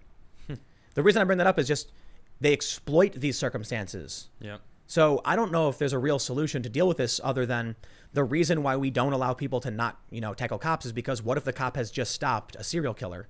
And you're like, he's abusing this poor man. You knock him out and the serial killer gets up and it's the Joker and he's like, thanks, buddy. And then he pulls out a bomb and some ridiculous nonsense. Indeed. So you can only really just trust, I guess. I don't think that's a good enough answer either. Mm-hmm. That's why I just don't think there's a really good answer for this. Yeah. Professor Romandev says, hey, Tim, did you go bald for BLM? No, I went bald of my own volition. No, actually, not of my own volition. It just happened. Zachary Brailer, thanks for becoming a member. Thank you. Snafu says, I don't care about diversity of any company as long as they do the right thing. I agree. Jillian Boardman says, here's some slush fund money from a white chick. Appreciate it. That means you're not racist, by the way, because I'm a person of color. Oh, nice. Jorge Crespo says, Tim Pool matters. Yeah. Yeah. J-Max says, whoa, I don't do racism. I'm half white, so I'm only going to give half money and half guilt. Okay. Fight the power. Thank you. That's Thank fair. you. I appreciate that. Half thank you. Jay says, I donated Timcast, thus I'm not racist. That proves it. Yeah, see, it works. That proves it. David S. says, for the 1/4 Korean, I'm actually also 5% Japanese, by the way. Ooh. So was that 1/5 and Yeah. 1/20th? Yeah. There you go. Mr. Scratch says, Money Gibbs, can I have my not racist card? No, but you can know deep down inside your heart that you're not racist. Conservative Aspie says, I hate the mainstream media. Watching them blatantly put Trump out of context today boiled my blood. Today? Every day. Every day. Every single day. Any chance they get. Did you see what happened? What happened? No, I don't think so. He said something like, about making great strides and fighting for accountability. Okay. George Floyd must be looking down. It's a really great day. And the media, instead of honestly tweeting out what Trump said, they lied and said, Trump said that George Floyd is looking down happy about the jobs reports. It's like, wait. That's what they said? Yeah. Yep. And I'm That's like, embarrassing. What? Trump was talking about the protests and talking about the tragedy of George Floyd. And the accountability that's now being held on them. Right. Right. It's like. And he was like, and he would look down saying, it's a good day that these things are happening. Yeah. And they changed it and lied about what he was saying. Oh, man. Wow. These people are nasty, dude. You know what, man? And people fall for it. That's why we're doomed. Jeremy Wyan says, are you setting up your roof for your new firearm? You know it. And no cultural appropriation. Only we're allowed to go on the roof. Only Oh, Koreans. man. I want to go on the roof. Nope. That's cultural appropriation. That makes you a racist. Okay. Tree of Liberty says, I promised I are a no racist. Chris Moore, thanks for joining. Thank you. Samuel Farmer says, I think there has been too much serious talk lately. So to mix in a little silly, is Lid single? And if so, I ship her and Tim. Let the awkwardness commence. That is unfortunately not a thing. Mr. Beard says, I just picked up my first shotgun today. Background took 3 days because of it being backed up from so many purchases. Oh, wow. Or I would have been able to pick up same day. Wyoming gun laws are great for second day. Ugh. Wow.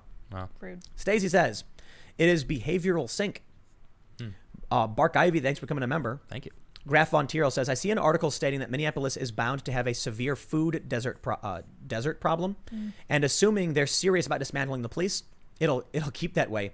No taxpayer funds for Minnesota. David Jones says, I'm a broken record, but St. Charles, Missouri is ideal for you. It's close to St. Louis, great tax code, small town scenery, and welcoming to creative people. Maplewood and STL County is another option. Florbo Adjacent says, I swear I'm not racist. Can I get finger pistols from our wonderfully diverse cast? Finger pistols? Yeah. Yeah, there you go. Here you go. Gordo Fabulous says, things may seem scary now, but notice how we went from numerous fires and smashed windows to virtually none in 2 days. Trump's got this. What's today, Friday? Mm-hmm. What happens tomorrow? What happens on Friday night? I heard 1 million people or something were marching to D.C. Yeah. Oh, my Lanta. Yeah. It depends on who it is. It's like there's a lot of people out there that have every right to protest. And it's like, okay. It's the Antifa people who are going to sneak into the middle and throw rocks. Exactly. Then the police react. And then they say, oh, no. Well, we're seeing videos of the actual protesters tackling those people. Like, get out of here. You're ruining this for us. You're trying to hijack our message. Right. But if you're in a crowd of 1,000 people, what they do is they go to the middle, they duck, and they start throwing things. Yeah. So no one can see it. Yeah. And then the police see rocks being thrown at them and then immediately start pushing on all the protesters. And then because you've got 99% regular people, they're like, help, help, I'm being repressed. The police are tagging for no reason. Yep, that's what they do. Yeah. Yeah, man. Repression. Let's see. David Knives Jr. That notification was worth a 10 spot, fam. I'm cracking up. There you go. Xia Zhang says, we're evolving. Buy backwards. Sigkill says, thank you, Tim. I've always wanted to give money to wash my sins of racism away. I'm glad so many people heeded my message about being liberated. For those that have just tuned in, the opening title card was a joke. There's a bunch of Instagram posts from companies saying, like, here's the percentage of races at our companies. And so I jokingly, it was actually, it's Lauren Chen. You may know her. She has a YouTube channel. She made a joke on Twitter saying, we're minorities that give us money, otherwise you're racist. So I made a title card that says Timcast is a minority-owned company. Gibbs money or you're racist, and that was the joke. And then people started jokingly giving money. So I guess it worked. We're cashing out on this one. They actually were giving money. I know. So it wasn't really a joke. That part. Yep. But it works. Now think about it this way. If your friends ever ask you, if they say something to you like, "What have you ever done for marginalized communities?" Say, "I actually donate to minority-owned companies, mind you." Boom. I have directly supported minority-owned companies. That's what right. have you done? And they're gonna be like, "Oh, I doubt they've done that." Yeah. Isn't it stupid? It is. It's like loopholes to virtue signal to make it seem like you're a better person than you really are. That's right. I can't stand it. I gave Tim Pool a tenner to make a joke, and now I can walk around bragging to all the SJWs. Non-racist I'm better card. than you. I gave Tim $10. You're so privileged. Yep. It's like, you know what? I want everyone to be privileged. Yeah. That's really what it is. If you don't feel like you are, I want you to be. There was some funny post where it was like this woman was wearing what is it called? The Chinese dress? Kimono? No, that's Japanese. I don't know. She was wearing the Chinese dress or whatever. Okay. And for prom, she found it at a thrift store. They called it cultural appropriation. Like a geisha dress or something? I No, think that's no, what no. it was. It's called a gi. They're all going to mention it. They know what it's called. Okay. And she got slammed for it. Right. And then someone made a comment about like, no one's allowed to do this because unless a person, a Chinese person specifically tells you can. And then some random Chinese guy tweeted, "I hereby give everyone permission to do it." It's like, checkmate. And didn't they go and ask people in China? They're like, "Hey, does this offend you?" Everyone's like, "Oh, that's amazing." They're like, so cool. She's wearing it properly and wonderful. Yep. No one was upset. No one got offended. These people are so awful. Like, we can't have fun. You know what I mean? Yep. It's like, listen, I want you to partake in my culture. If Is you it feel Ki-Pao? Ki-Pao? No, not Ki-Pao. Oh, people are suggesting that. It's not Chiangasm? Chian-sun? Chi-Pao. Chi-Pao, yes. Chi-Pao? Yeah. Oh, I have no idea how to pronounce it. Listen. See, I'm not Asian at all, so I have no idea how to pronounce it correctly. But you clearly do. Yes. Oh, if you want to partake in my culture and eat bulgogi and bring your guns onto your rooftops of your businesses to defend it against rioters, you have my permission. I worked at a Korean barbecue. Now, in New within York the for a law, while. mind you, within the law. Killer food. Really good food. Oh, I used to have Korean food when I was growing up. Wow. Yep. That stuff is good. Yeah, I remember the first time I went to an actual Korean restaurant, I'm like, let me see the bulgogi. Let me see what you got. Yeah. I'm like, you think you're gonna be better than my mom? If the bulgogi's good, it's a good shop. Dude, I love that stuff. I'm not a beef I eater. used to, yeah. It is so good. Korean barbecue is amazing. Yeah, it is. All right, let's see where we're at. Conservative Aspie, thanks for becoming a member. The Rising Refugee says we've recovered 2.5 million jobs last month. 10.5 more than we expected, as an $8 million loss was expected. Highest job growth since 1939. Yep. Also check out Jocko Willnick's recent Insta video. It's words people need. Willink. Willink? Is that what it is? Mm-hmm. Bring the jobs back. Willink. Yeah. Whitaker, thanks for becoming a member. Thank you. Non-Servium says, please look up the political trigonometry. It makes politics easier to understand. Also, I believe welfare is the greatest indicator for failure for individuals or groups. I don't agree with the welfare thing. I think welfare is fine short term to alleviate certain issues.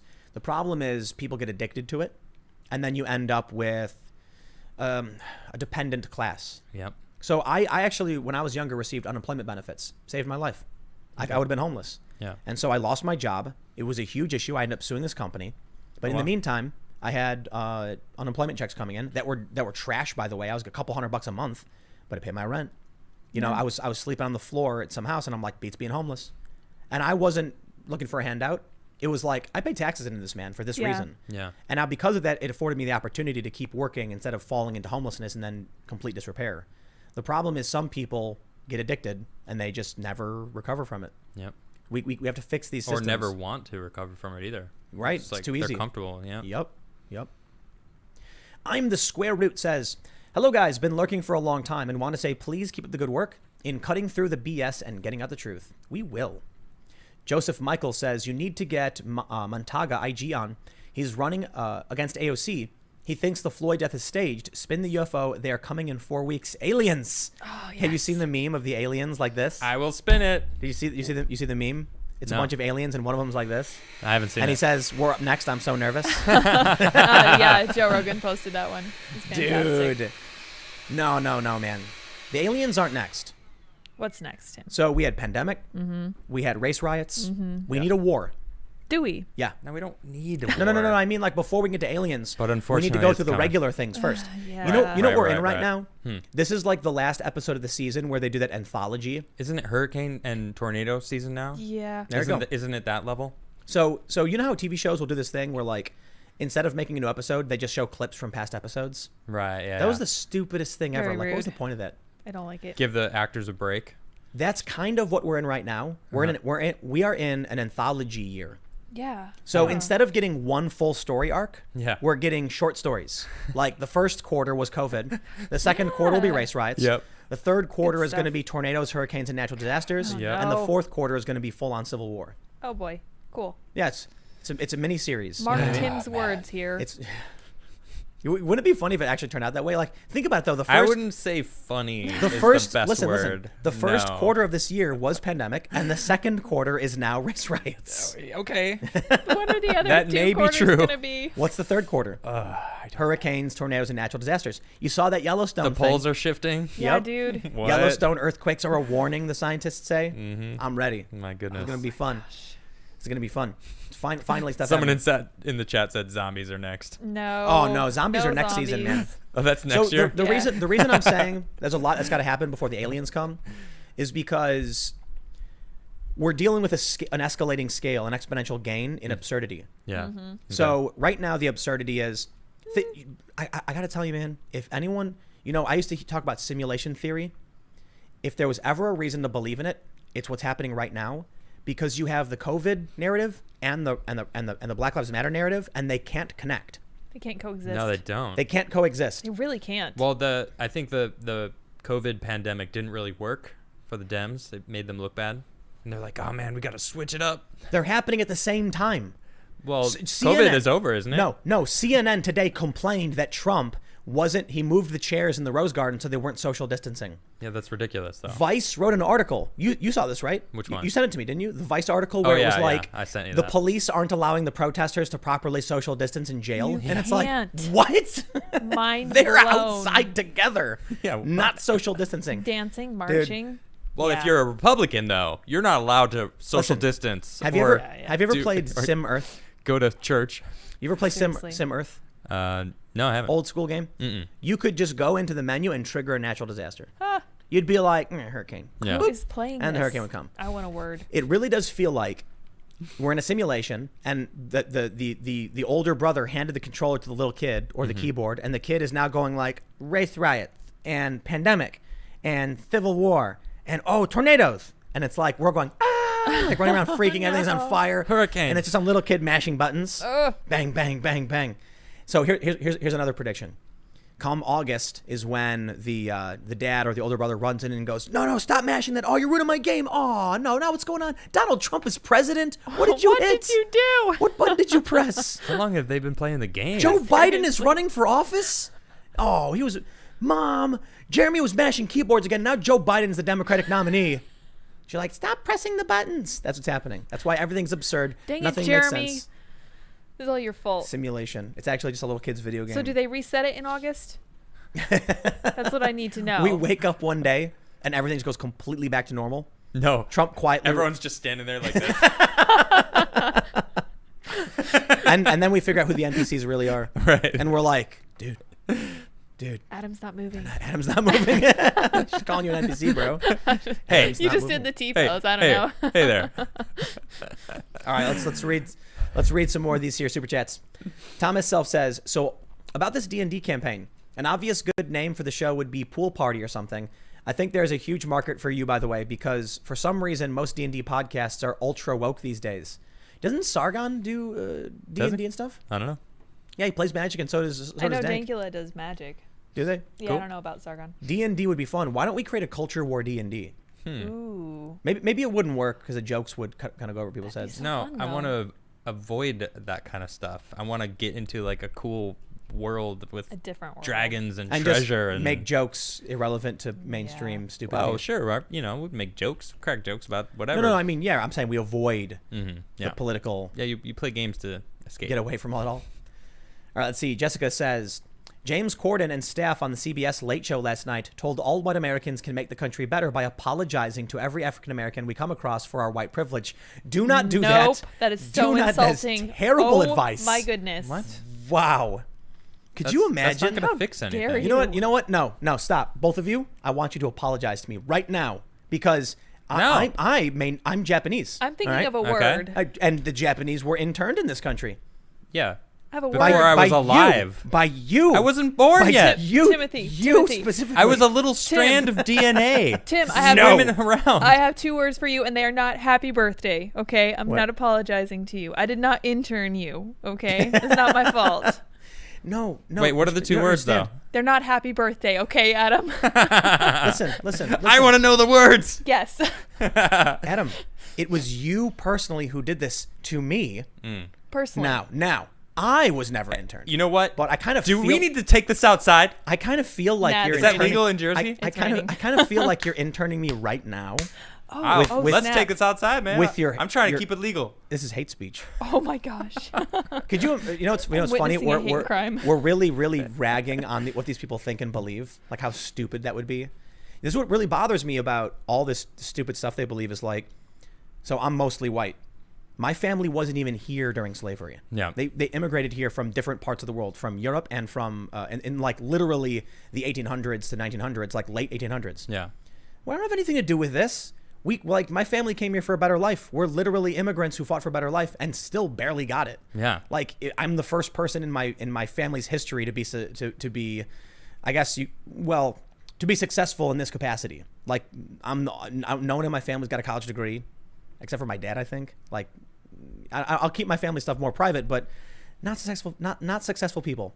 South side of Chicago is not where you expect to find the privileged elites. Sure. Yeah. So we come here and we have all these laws against us with the miscegenation laws. We finally are doing better. And now I got people screaming in my face that I had something to do with this and I got to pay for it. And I'm like, I had nothing to do with it, man.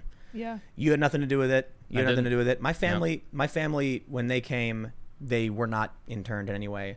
It's kind of weird though, because my family was Asian, and I don't know how they were determining who was getting interned in World War II and all that stuff. Yeah. My grandpa was actually in World War II, and he was married to a 100% Korean woman. Mad respect. Yeah, no, that was illegal back then. Good for him. Super illegal. Isn't that This crazy? is where you get it. This is where crazy? you get this streak from, huh, Tim? Dude, you have to be, if the government says you can't marry and cohabitate with somebody, and then you do, and you successfully have children, those children are going to be libertarian. They're going to be like, better believe it. F you, government. Seriously. I do what I want. You told me I shouldn't exist. That's why I like America, man. Screw you. I exist because of the policies of a country that worked towards allowing people to be more and more free. Right. Now they want to tear it all down. Yep. Ooh. No fun. Not good people. Christian S. says, is it just me or does it seem like all these far left, usually Antifa supporter types who are usually against starting wars in foreign countries have no problem trying to start one in their own? They're playing games, man. They're not really trying to ignite a civil war, do any other stupid stuff. They're not. They're playing a game. Some of them are. I mean, yes, but it's like the older legit revolutionaries. These young kids, they're playing a video game. Yeah. They're bored. They have no purpose. That's true. You know that video of the kid punting that guy's head in the street of Portland? Yeah. They caught him. Really? Guess how old he Good. was? Guess how 14. 19. Are you 14-year-old. serious? 14 years old. Oh, man. 14. He's a dumb kid who went out to play stupid games. And you know what the problem is? He goes on Tumblr or whatever dumb website where he reads his stupid garbage nonsense and they encourage it. This is how things are getting really, really bad for kids, man. The internet, man. There was an article that I started reading that basically was alluding that the human race was not ready for social media. And in a lot of ways, that's true. We had no idea. Yeah. Yeah. How big it was going to affect us. How much? Yeah. It's pretty crazy. Yeah. Yeah, I agree. Well, we have 50 billion super chats, so Indeed. I'm trying my best to get to as many as I can. But just know I mean no disrespect if we can't get to your super chat. But thank you for showing up tonight, everybody. Appreciate it. Sure. Stay with us too, because I'm going to be playing a couple songs later. Every Friday night over on the casting couch. Every Friday night we close the You show. coined that phrase. No, someone else. Right. Someone else did. I know. Well, Someone commented. Oh, okay. The casting couch. I You're like, cemented yep. it. Yeah. Yep. And I'm like, It good. is. It is hilarious. Though. It's funny. It's So funny. every Friday night, instead of just shutting down at 10, Mm-hmm. we jam some songs. I'm not going to do it this time, so Adam will just play a couple songs. Yeah, I'll jam. But Take it I lost easy. my voice last time, and it carried through. Plus, Protect Tim's voice. He talks all day, every day. I don't. for 4 hours. I come and get to Yeah. listen to him talk and throw some stuff out there. Yeah. It's easy. So let's see, where are we at? Dr. Phi says, if COVID lockdown ends up having been pointless, that would just be the biggest slap in the face to small business owners who are going or went bankrupt because of the lockdown, especially with media doing a 180 on social distancing. They aren't doing a 180, though. Like, CNN is right now complaining. Only Democrats are allowed to go out. Yup, straight up. This Basically, yeah. ABC News correspondent said what Trump did by moving the chairs close together was a violation of CDC guidelines. It's like Whitmer was crazy on her citizens, and she's out there marching now. I was talking to my friend, Like, and I'm like, hand shoulder to shoulder with everyone. It's like, wearing a mask. what? What are you doing? Dude, Oh, they're man, Whitmer's- literally saying if you're a she's one of those Democrat, scaries. Democrats are allowed to do it. Dude, Democrats, man. They Yeah. think they own everything. I can't stand them, yo. Nick Crouch says, Soy Jesus, did you ever check out DCS Buddy? I don't know. What is that? DCS, buddy. DCS. I don't know. I don't know. I don't know what it is. DCs? Let me check it out. Villa Music Dude says, get rid of the Fed Reserve and return to sound money. You get better purchasing power, back currency with solid assets, affordable insurance, and healthcare via stable currency. 1.38 minimum wage in the 1960s. Dollar is 100 equals 100K a year today. Wow. Charles Foster says, the answer to poverty is personal responsibility. I like the quote. You show me someone that's been poor their entire life in America, and I'll show you someone that's horrible with money. Student of history says, wealthy farmers in the USSR, Ukraine, were called kulaks. Yes. And they were genocided in the Holodomor because they were wealthy. They resisted collectivization and were put in camps, and that caused the Holodomor. He is living up to his name. Yep. I love it. What's the name? Student of history. That's right, student of history. Villa Music Dude says, Tim, did you hear about this celebrity that said to burn the Constitution? We need a voice of reason like Ron Paul to reignite the spirit of individual liberties and our country's foundations. We need hope now more than ever. But I wonder if this kind of collectivism is the result of expanding population and aging society. They become more and more, look, man, any system you create will tend towards politicians promising the impossible. Yep. If I want to win an election, what am I going to do? Bro, elect me, I'll give you $1,000. How does that sound? Well, it didn't play out well for Andrew Yang, but he literally rolled with, if I'm president, everyone gets $1,000. He said, I'm literally going to give you money. There's a famous quote from someone saying that the republic dies when politicians realize they can simply offer people money to vote for them. Yeah. And it works. Well, within reason, right? So they whisper sweet nothings into your ear. Free healthcare, free college, free public transportation. And you're like, these things sound great. It would be great if I didn't have to pay for these things. Well, then who pays for them? Yeah, right. There's no such thing. Someone's got to do the labor. In big cities, these people don't realize that when it comes to, free, everything is the product of someone else's labor, be it a product or a service. Yep. And Somewhere. Right. Even automation still has a human at some point to trigger and do some work. So everything that's created, now things may become less labor intensive, but they whisper these sweet nothings into your ears about free everything. So you vote for it. Yep. You don't actually get it. They can't give it to you. But then politicians lean towards that direction. So I'll tell you what, man, it's really simple.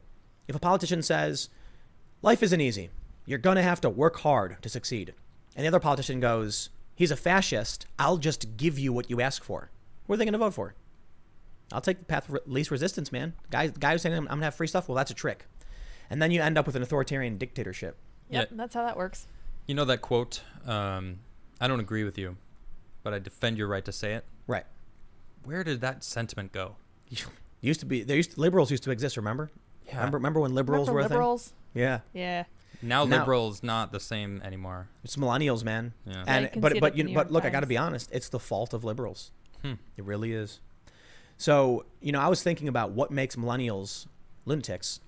Well, dude, it's the hippie parents who wouldn't discipline them, who gave them participation trophies. Yep. There was a comic I was reading. It was a political comic, and it said like 1960s, and it was the teacher telling the parents, your child is failing and doing a miserable job.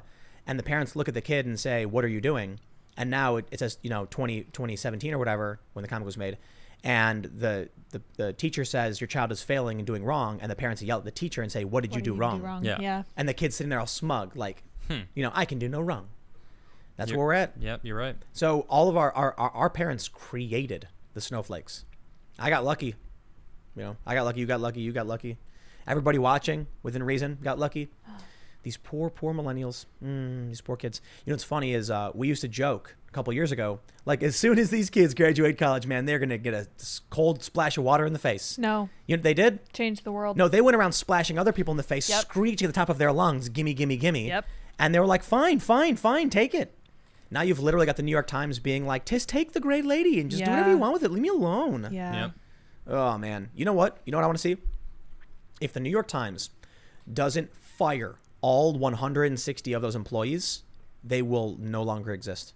Yep. And they won't do it because they're spineless. They'll deserve it. They're spineless. If it were me and I had a newspaper and I'm like this 80-year-old guy and I see a bunch of whiny ideologue lunatics being like, we're walking out, I'll be like, don't let the door hit you on the ass on the way out. And they'd be like, wait, what? That's it? You're fired. Goodbye. And who's going to run? Traffic controllers. Who's going to run the? I don't care. Bye. Get out. Yeah. Oh yeah. Who did that? Reagan. Yeah, it was Reagan. Reagan was like, fired them bye-bye. all. Peace You're out. fired. Yep. Yeah. The air traffic controllers went on strike. Yeah, they went on strike. They wanted more money or something. Like bye-bye. You're gone. It's pretty decisive. Wow. Look, man. If there were legitimate grievances from people saying like collective bargaining and stuff, I'd be like, I hear you. Okay, let's have a conversation. If it was over dogma, where you literally were saying burn the company to the ground, I'd get rid of you. These people are demanding the New York Times give up its editorial independence. Nah, That you're imagine if you had a coal mine or let's say you had a dairy farm. We'll do dairy farm, and all of your employees one day came in and said milking cows is wrong. You'd be like, what? Like, we literally do that. That's what we do. Well, we don't like the fact that you are giving cow milk because it's harmful. It's like, you realize we're a dairy farm, right? Like, we're the New York Times. You realize we publish opinions of people, right? They bent the knee. Yep. The New York Times was like, we're so sorry we did this. I've never seen that before. The bending over backwards? I'd never seen that with an opinion piece. Do you know that the New York Times allowed the Taliban to write an op-ed? Mm-hmm. Wow. Yeah. What the Taliban really want. What? Yeah, it's just like what we, the Taliban, really want. And the New York, and nobody complained Nobody about that. said a single The New York thing. Times ran an op-ed arguing that pedophilia was a disorder, not a crime. Mm-hmm. Wow. And no one Spicy. complained about that. Really? Yep. But you Why? You bring in a Republican to give us What year was that? the pedo one? Let's Yeah. say 2018. Yeah. You want to I'm Google not it? Sure. Yeah. I'll look 2018. So 2 years Recently. ago? Yeah. Recently. Ugh. I know. Yeah, these people are losing their minds. But listen. I don't mind the op-ed. Okay. 2014. 2014. Sorry. Yeah, it's a little. Write the op-ed. Write it. And then I want to know what these people think so I can be better equipped when I confront people who think ridiculous things. Well, That's a I good tweeted point. an article about that. Somebody came out and they said, legit, this is the perfect response to this. They're like, the best response to Tom Cotton's argument is a better argument. And I was like, yes, that is exactly why we have free speech. That's why it's the First Amendment. You tackle their idea with a better idea. Yeah, but no one wants to do that. And Exactly. that's what's annoying me. It's like you can't such cowardice. You can't even have a regular conversation with someone. Yeah. Hey, I disagree with what you're saying. I still like you. They just run away screaming exactly. instead of, well, let me explain myself to you so you might understand. have And a I'd be like, chance. oh, interesting. I'm willing to hear this. It's a mob. Yeah. It's a mob, man. Mob mentality. And I'll tell you what, when the mob starts pummeling on you, there's nothing you can say or do. I mean, actually, there might be. I think one thing I've learned is that absurdity and unpredictable behavior can aid you in the event of some kind of mob attack, whether it's verbal or physical. And I really do mean it. So people react very, very obviously. So someone will post an opinion on the internet. Someone else will say, you're dumb. And they'll respond with, no, you're dumb. If you respond completely out of line with what they expect, it really messes things up. So somebody commented on Facebook earlier, I saw this, and they were talking about the compound bow guy when he Okay. got out of his car. Yeah. That And whole so in order to engage with this, I'm like, that what they posted was wrong. They said the guy got out of his car screaming, threatening people, and I'm like, okay, there's more to the story. They're not completely wrong. And I said, I just posted, the guy opened his window and yelled, "All lives matter." Someone came and punched him in the face. He got out, took out his compound bow, aimed it at him. The protesters ran up, took it, disarmed him, beat him up, and then flipped his car and burned it. in no way did I support or oppose anything having to do with any of that situation. Just laid the facts out. So someone responded, "You're an idiot," literally saying like, "You're so dumb. How would that even matter? The dude was clearly threatening people's lives, and it's a good thing they stopped him." And so I responded with, "Totally agree. Absolutely. It's insane that someone would threaten someone's life over these stupid things." Mm-hmm. And I was like, "I think burning the car may be over the top." They did. They doubled down. Oh man. So there's something I call Bugs Bunnying. Okay. You ever see Bugs Bunny and Daffy Duck fighting over which season it is, duck or rabbit season? Yeah. Famous cartoon. Of course. Right? So what Bugs Bunny does is he's like, "It's duck season," and then Daffy says, "It's rabbit season," and then Bugs goes, "It's rabbit season," and then Daffy goes, "No, it's duck season," and then Bugs goes, "Okay," and then Elmer Fudd shoots Daffy Duck. So this is something I've actually done to people, and I've successfully gotten Antifa to argue in favor of fascism. Oh my goodness. Yep. Wow. That's amazing. Yeah. So I've done it on a few occasions because I did it to prove a point about how their only goal is to oppose and hate and tribe. And so what happened was, this was a couple years ago, I was in a comment thread on Facebook, but I did it several times. And then I would specifically point out at the end, this thread was me Bugs Bunnying, this person. Yeah. I can't remember exactly what it was. I remember I recorded, I talked about it on a live stream once, but they mentioned something about like police, and then I gave my position, and then as we argued, I inverted it to start agreeing with a lot of their points, and then they started disagreeing with the things I was saying, but I was actually reiterating things they'd already said. So it's like to clarify, it's basically like I didn't approach it directly adversarially, like I completely disagree with everything you're saying. Yeah. I was approaching it like, well, I think you're missing this point and this point. So then by the time we engage in a conversation, I could bring it back and say, well, it is true that police have done X, Y, and Z. And they're like, no, man, you have no idea what you're talking about. These police are under serious stress. And I'm like, gotcha. That's amazing. Bugs Bunny. You are just a contrarian who wants to be mad and oppose people. Yep. Gotcha. And get others to hate each other too. That's Bugs right. Bunnying. Yep. It's a funny thing. All right. Bradley Poole says, glad that we are using our lockdown time to do something productive, like getting around to confronting police brutality. It's like we got so bored we decided to clean up around the house, but now we are arguing about how to organize everything. Also not sure if we're related.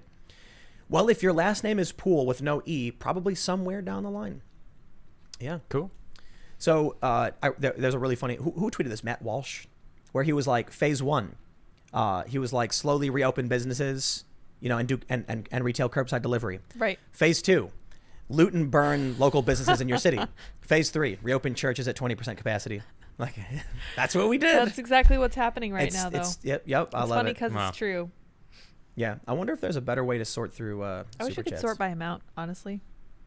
Well, I don't think we can. Dusk Puppet says, keep up the good work, Timmy Boy. Play your videos in the background every day at work. Shout out from Minneapolis. Woohoo, Stay thanks. safe, dude. Yeah, You're about dude. to lose your police Oh, department. gosh. Here we go. I don't think so. Nautilus Stop Motion says, no lives matter. Let's bring back dueling. Yes. Man. I love that No Lives Matter comic, man, because right. We do- Everyone rocking out. Yeah, it's like this comic is the best because the black guy says Black Lives Matter, the white guy says all lives matter, the metalhead says no lives matter, and then they all come together to enjoy music. Start rocking Yeah. out. Yep. Just enjoying some music together Everybody as loves friends. metal. There you go. Except It brought me. everyone together. Yep. Yeah.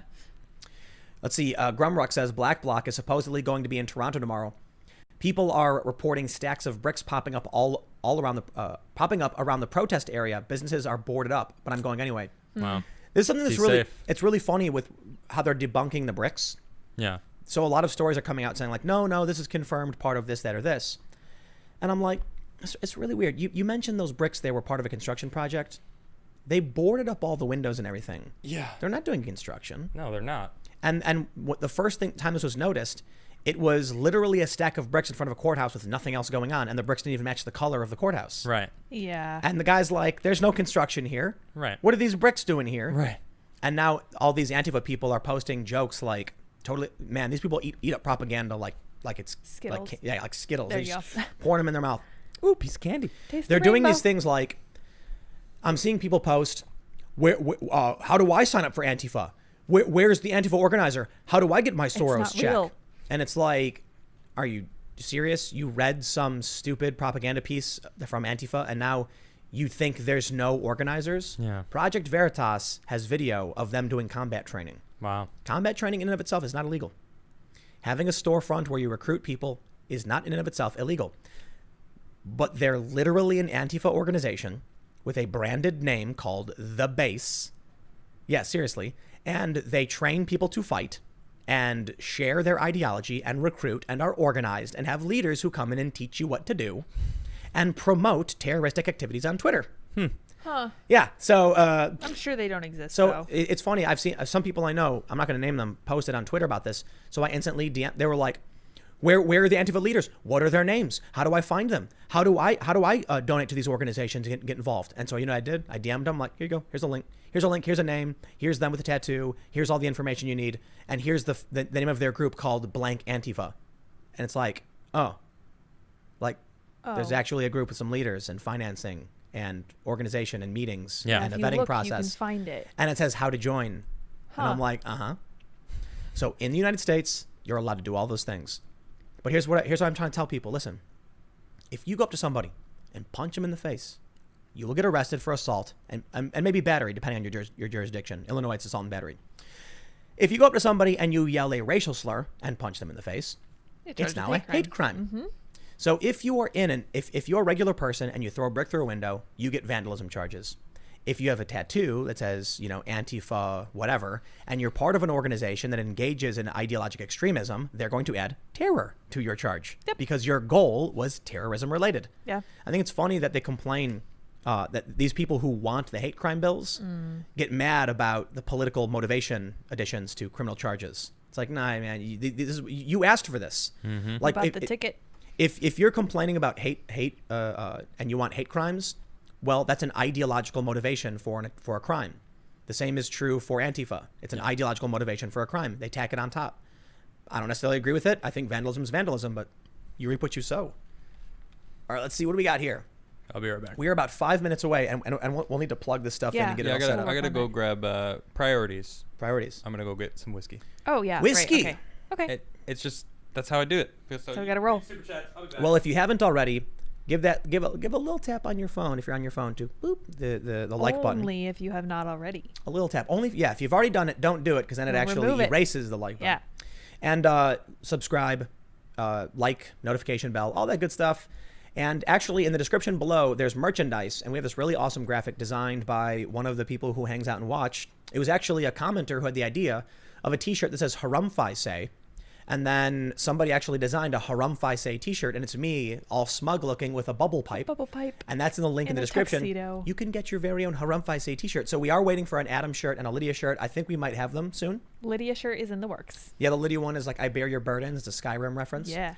But you can also follow me at Timcast. Yeah. On Instagram, I'll post probably cats, skateboarding, and memes. If you follow me on Twitter, I'm complaining about things all the time. So if you like to listen to snarky comments about politics and stuff and me complaining, for sure. And also you can follow at Sour Patch Lids. There we go. LYDS. Follow me. And then Adam Krigler is at Adam Krigler. Now that's the important follow because if you want to send stuff to the show, you can send that stuff to Adam. But if you want to send physical stuff to the show, if you have art, if you have ideas, anything you want to do, you can go to timcast.com/donate, and there is a P.O. box. Somebody recently, what did we get sent today? Magic cards. Oh my gosh, I have to show this thing we got. Can I show this thing? Yeah. This is my favorite thing in the world. We got this thing. It says Roof Korean, and it is a Roof Korean with his little implement of choice. Standing on a rooftop. Whoa. And it's fantastic. So we're getting feedback because the mic's not on. Is it on? I'm going to turn it on right now. Well, hurry up. It's good. So let me tell you a story. Good? Yeah, we're good. Okay. When I was younger, I was assigned by a teacher to write about my cultural heritage. They wanted an essay. And my family didn't have anything because we were poor Southsiders in Chicago and we had regular old American nothing. I mean, we didn't have anything. We had no statues. We had nothing. And so where is that? Can you hand it to me? Yeah, here. So someone sent me something recently, and it warms my heart because I think back to 21 years ago when I was told to take something that represented my culture and my heritage and write about it, and I had nothing because I was poor. Well, today someone sent me something that I can finally say represents my cultural heritage. And it's Roof Korean. So dope. It is the Roof Korean. It is the best thing. It really is. And I love it so much. It's got Velcro on the back, so when you got your outfit on, you'd be like, boom. You can slap the Roof Korean patch. Yep. It's so cool. I do think it's hilarious. Dope. And I love it. I want to tell this funny joke too because I love it. And I make this point because it's about the idea of like racism and stuff. I was talking to my friend, and I brought this up recently. I was talking to a friend of mine about how YouTube demonetization was getting really, really bad. And people were saying things like it's affecting political channels, we're being censored. And I said, no, it's worse than that. Everyone's getting demonetized. My mom makes math tutorial videos. She's getting demonetized. Wow. And then my friend said, why am I not surprised that your Korean mom makes math videos? And I laughed, and I immediately texted my mom that, and she laughed. Also, my mom has almost 50,000 subscribers on YouTube. No doubt. Doing math tutorial videos. Her videos. All right. Yeah. Cool. Yep. I would shout it out, but the way YouTube works is that if people subscribe to a channel they never watch, it damages the channel. Oh, okay. Yeah. So, keep it legit. For basically, the people who want to know math. Yeah, so this is something you guys should know if you want to be YouTubers. If you get an influx of subscribers that don't come back and watch your content, YouTube considers your channel dead and stops recommending it. So you need a certain percentage of people to keep clicking the recommendations every day. Otherwise, YouTube stops sharing it and you become a dead channel. That's why there are channels that have 700K subs and get like 10K views. Because YouTube's like, nobody will watch this. Why waste our time? Yeah. Word. Yeah, so we'll read the last couple here. Eldarth, thanks for the massive super chat saying supporting the last real journalist. Thank you. Thank you. Well, Wow. we listen. SCNR has got real journalists, man. Cheers. Listen, I am but a humble opinion man on the internet who is of milquetoast sensibilities. So a lot of people will say, you're a real journalist. And the reality is, no, I'm just not vying for a side to win. Yeah. So like when I see the press and Trump says, George Floyd would be looking down, it's a good day for him considering the accountability that's been brought forward. That's literally what happened. Yeah. The problem is these other journalists aren't telling you the truth. So it's not so much that I'm doing hard journalism. It's just that whether Trump is right or wrong is irrelevant to me. And I think he's a tendency to be right. I think other presidents have been more right. Other presidents have been less right. But if you oppose literally everything Trump does, then you have a tendency to be wrong. And the Democrats have absolutely done that. But we've got some journalists over at scnr.com who are doing a great job. Let's see. Kyle of Night says, Crowder sent you a great rifle, Tim. Please buy ammo and get some training. I know you're a busy guy, but please make the time to get quality training to know your firearm. CAGWorks, Bear Solutions, etc. I am going to have legit training. Oh, yeah. So I already have gone through a standard handgun training class with the New Jersey Police Department. Oh, cool. Yeah, it was cool. They had a bunch of, they had like 3 tables set up with like 3 guns each, and they start you from the bottom, which was like some 22 and work you up to some, I don't remember what all the guns were. Just like bigger rounds. Whatever. Yeah. I think the Walther they had me shoot, because I was talking to Crowder about this. He was mentioning how they're really great, like really easy. Almost, he said it was like cheating. That's how good and simple they are. And I was like, that was one of the ones they had me try in the beginning because it was so ridiculously easy. Yeah. That when I went to St. Louis and I went to a range and they gave me a Glock, I was like, wow, whoa, that's strong. Like I didn't know what to expect. When they gave me the Walther, I was kind of scary how easy it was and how I didn't like. It's just I don't know how to explain it. Like it's not as heavy, didn't feel as much recoil, didn't have to think too hard about anything. Just and then they worked me up to the different guns. So definitely, I did not expect Crowder to get me a SIG M400. It was dope, but I'm stoked for it. It was fun to watch. I've never been, like I've always been rather milquetoast. I've never been hardcore, like get rid of guns, rah. I've always been actually like, that law seems kind of strange. It doesn't seem like they're, so when they were doing all these gun control things, I was always very challenging to a lot of people about what they were trying to do with these laws because they didn't know what the laws did. Okay. I went to one march and I asked people, they were holding signs that said ban assault rifles. And so I'd have my camera and I'd be like, can I ask you a question? I was like, the one woman, I was like, I see you're holding a sign that says ban assault rifles. And she goes, yeah, we should definitely ban assault rifles. And I was like, assault rifles have never been legal. She was like, they're not? I'm like, no, not at all. Yeah. So I'm just trying to ask you, were you not aware? And then she immediately pulls the sign down and folds it up and goes, I didn't know. And then she was like, please don't use this. I don't do gotcha interviews. So I was like, okay. Yeah. I'm not going to make a video where I'm catching all these people who have no idea what they're talking about. You know what that's called? Journalism. Respect. Yeah. I mean, no, probably a true journalist would have been like, this exists. Right. Yeah. Like I'm not trying to get you, but it exists. People can be ignorant. That's respect. Yeah, I'm not trying to go out to make these videos where I make people look dumb and laugh at them. Yeah. I was trying to go out there and get legitimate opinions, but I did basically say these people have no idea what they're talking about. Yeah. So I'll tell you what, man, while I have moved, you know, I remember like a month ago, I was like, I moved over a little bit to the right on 2A for sure.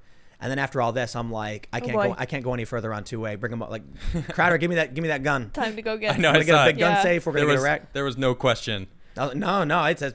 He was like, "Who are you voting for?" You're like, "Nope, I'm not. I'm dodging these questions." And then he's like, "Gun," and you're like, "Yes." Yep. Absolutely. I was like, "All right, Tim." And it was funny. Very nice. You jumped off the fence for once. He was like, "You have some bows," and I was like, "We do. We have the bows because we want to have fun at the range, like because it's a bow. It's not like we're gonna defend our home effectively." And he goes, "Hey, broadhead to the chest might stop a looter."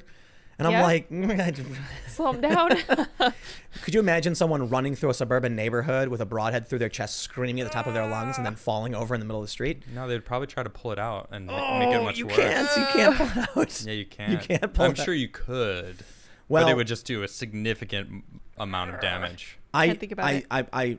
Look, I got some bows because we wanted to go to an archery range for fun. Yeah. And we also got some throwing knives because it's fun. I think if you want to defend your house and you want to be serious about it. I want to get some serious throwing knives for serious throwing knives. Yeah. But I can't. Actually, some people have hit me up with some cool locations here in the States that have American-made knives. Very That's cool. Some legit throwing knives. We should get some hatchets too. We have a bunch of logs in the back. Yeah. But so so we have some bows for fun, and I was like, it's not good enough, but I'm kind of happy that we have them. We have a lot, and just because it's fun. But I was planning on going and getting like, I don't know, regular old handgun of some sort. A handgun? Yeah, and Crowder recommended a Walther. He said it was really, really good, and I but then he was like, just stay tuned. Let me make some phone calls. I'll see what's up. Apparently, he called me in the morning, and we were just talking about some stuff, and then I didn't know he was going to do this, but apparently, I don't know if it was Darren or whoever else started working on it all day to try and figure out how to get me a good gun. Yeah. That's cool. And so I was like, then after the show, he was like, I have a surprise for you. And I was thinking, it can't be a gun, can it? Yeah. Because they can't. It's so ridiculous, like New Jersey's laws. Many people in chat during yesterday's episode were like, "It's a gun." Oh yeah, of course. Crowder got you a gun. Come on, it's Crowder. So Crowder ended up saying, he texted me and he was like, "I was trying to get you a good gun, but man, they really stepped up to get you like the Cadillac of guns, man. This is a great." Dope. And I was like, "Cool, man." That's what people were saying. They're like, "Wow, that's a good gun." That's a good gun. So I'm gonna get a good gun safe. That's cool. So I went and met this guy. It was really cool. I did this interview with a New Jersey firearms instructor. Okay. And he was actually fairly moderate on gun control measures. His position, I don't want to speak for him, but I vaguely remember him basically saying we need uniformity nationwide. We can't have all these states be super restrictive and all these other states not be restrictive. That's a good point. And so he said it's actually not that hard in New Jersey. It does take like a month. So some people might argue that's just too much because some states you can literally walk in. You have to deal with the federal background check stuff and all that. Yeah. But a lot of states are like, you have a state ID, you can walk in and just begin that process. Whereas in New Jersey, you got to fill out like 3 forms. Then you have to have a meeting with a detective. You have to write an essay or some nonsense. Do you need a state ID in here in New Jersey? Yeah. You have to have a, yep. Oh, one more thing I got to do. It's not going to work for me then. Well, yep. You got to be a resident. And so it's not super easy. I got that down already. But apparently, the crazier thing is it's harder to get a handgun. It's harder to get a handgun. I don't think I'd want a handgun. Yeah. No. Isn't that weird? I would have assumed an AR was like... No, not really. I mean, because you can conceal them very easily. Yeah, that's right. Yep, that's the it. majority of crime. And people go hunting. Yeah, exactly. Yep. Makes sense. I would probably want a gun that I could also hunt with. Funny, people are like, what? You're vegan. Hey, but man, if the world goes to hell and we need to fend for ourselves, I'm gonna do what I need to do. Yeah, and I think the what's interesting about your veganism is that it straight up recognizes the luxury of American capitalism. Yeah. You've said it over and over again. Absolutely. You have all these wonderful choices. You'll make these choices. You know what I mean? Yeah, definitely. Whereas you have a lot of these other people who demand the world go vegan, not realizing it's impossible in some places for people to be vegan. Yeah, exactly. Like we're in capitalist America where we're rich. And we've literally invented lab-grown meats and like from amazing. plants. Yeah, right. Plant blood. Straight up yep. made plant hemoglobin to make burgers that may taste like blood. Kevin Hart was talking about it. He said they're good. They're good. Yeah, they taste good. They're so good. I don't care what I'm eating.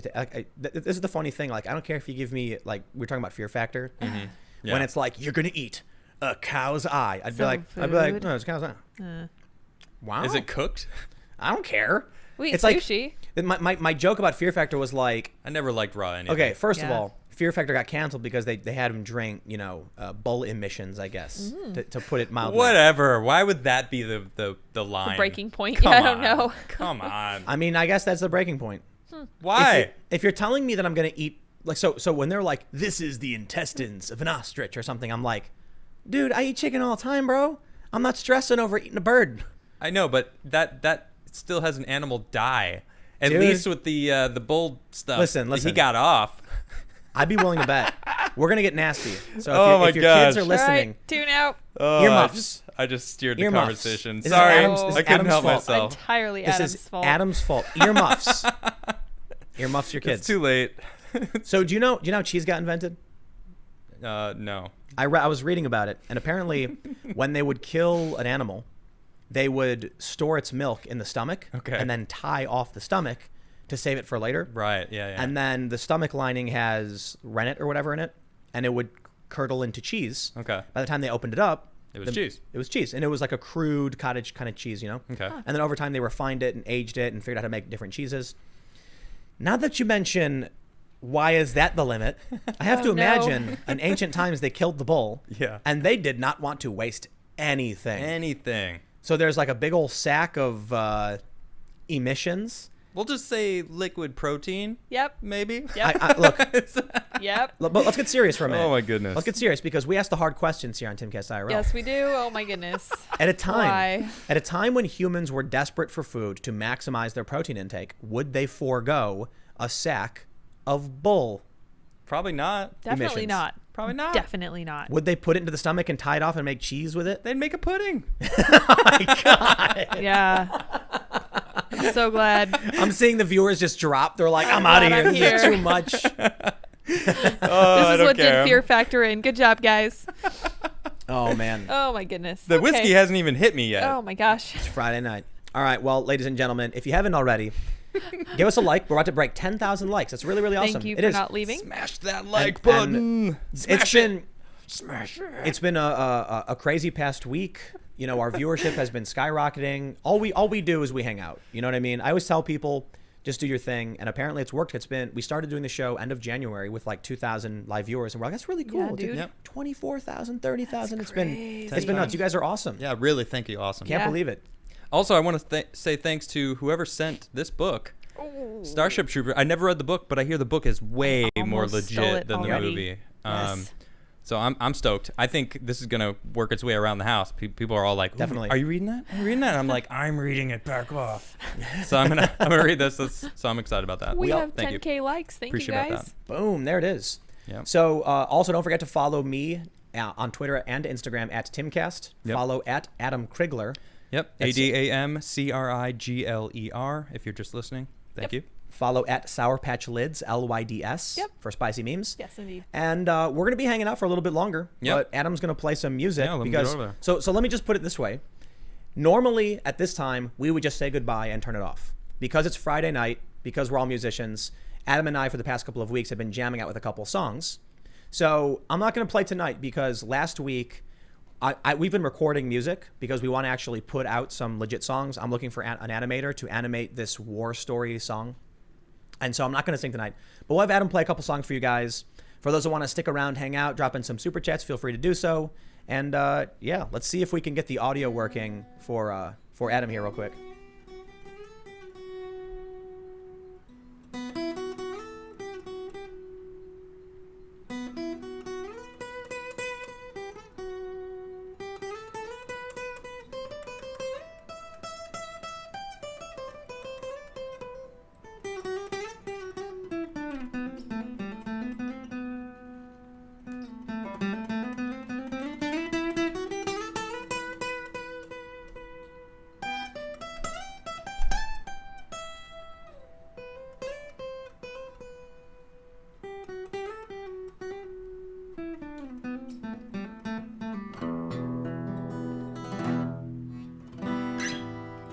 Does it sound good? Sounds good. So I've been playing all my. I want to play covers, but we can't play covers. So I want to play Country Roads for you guys right now. So many people have asked me. I learned the song. You know what? I'll record it on Instagram and post it on Instagram, so you can actually hear me play the song. But I'm gonna keep with my own stuff, and yeah. So this is something I wrote. It's called "A Love Story's Remains."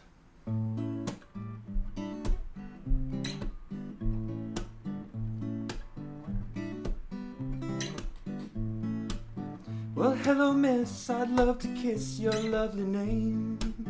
The things I do to get you dancing in the rain. I want a piece, so say you want the same. A love story remains. I know we'll go through some hard times, and I'll always be there if I can. But there's a chance we're not like mine, so this love story may end. I'm just being honest, I'm just being honest with myself. I'm gonna miss the way you kiss under the rain. All the times you saved me, but that love don't feel the same. I wanted peace, so you wanted me to change. Only connected when you're calling out my name. I know we've been through some hard times, those times that forced us to find ourselves. Oh, honesty is my policy.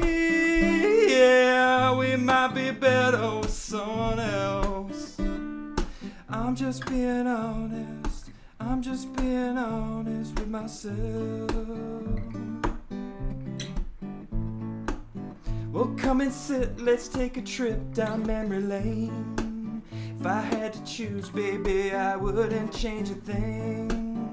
'Cause I found peace, so look, you found the same. In the rubble of the remains, a love story's remains.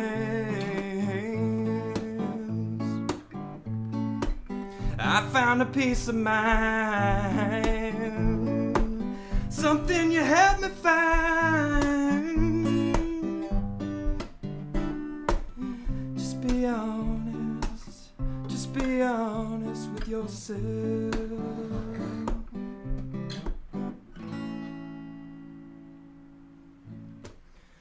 Thank you. Appreciate that. Now I'm kind of like, I have a bunch of songs that are kind of not really finished, and I usually would cover a song at this point. Taking it back. You want me to play Taking It Back? Taking It Back. This is Tim's favorite song of mine, I believe. Good song. So I guess I'll just play that. Thank you. I was not really sure where to go after that one. Wow. So. But thank you for continuing to stay here and watch me play. This is called Taking It Back.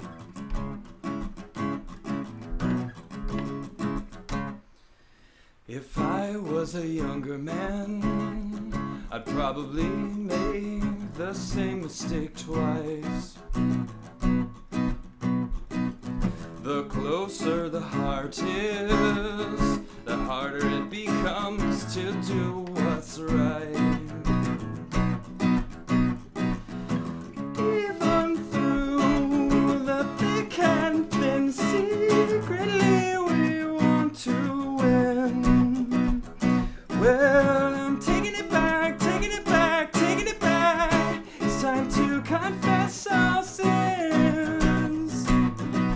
Whoa, before the world you've built crumbles away. I've spent some time lost in my mind, disappointed.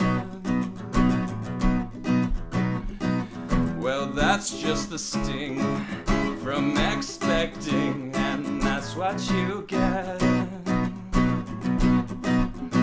Oh, it happens all the time, a high tide of the mind struggling for oxygen. Oh, and taking it back, taking it back, taking it back is the only option. Oh, before the world you've built crumbles away.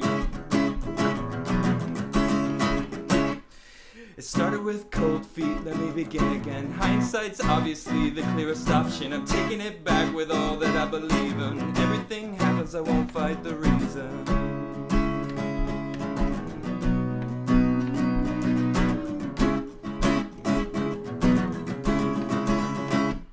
You say you've learned from your mistakes that you're experienced. And then comes the day from left field, as they say, has left you in a daze. Oh, it happens all the time, that high tide of the mind, struggling for oxygen. Oh, and taking it back, taking it back, taking it back is the only option.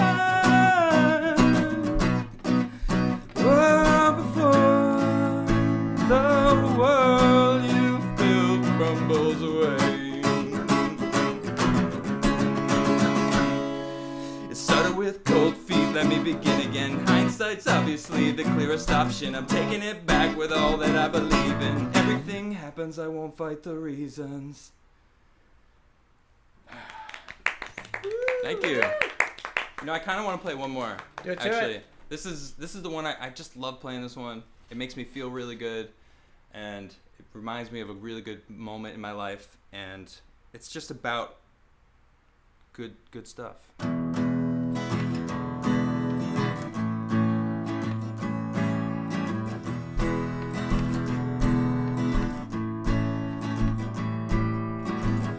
I took a walk tonight with my love, and all the cats are in the street. Like us, they're trying to find their way home. Yeah, face life and land upon their feet. Talking about them little things,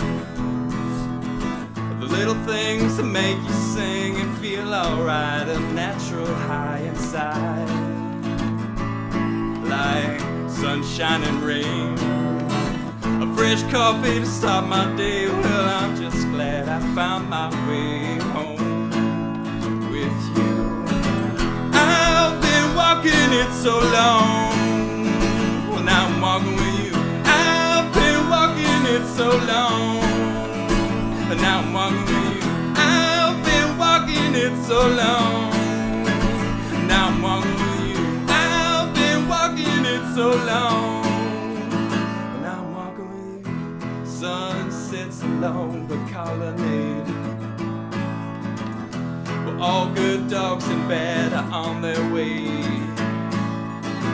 Like us, they're trying to find their peace of mind. Yeah, face life and its insanity. I'm talking about those little things, the little things that make you sing and feel alright. A natural high inside, like sunshine and rain. A fresh coffee to start my day. Well, I'm just glad I found my way home with you. I've been walking it so long. Now I'm walking with you. I've been walking it so long. Now I'm walking with you. I've been walking it so long. Well, now I'm walking with you. I've been walking it so long. Well, now I'm walking with you. And I felt it from the start. A connection from the start. I've been walking it so long. Well, now I'm walking with you. I've been walking it so long. Now I'm walking with you. Now I'm walking with you. Now I'm walking with you. Yeah, I'll end it there. Thank you, everybody, for staying and listening to me jam. I love it. I love it. Closing Cheers. out Friday nights in style.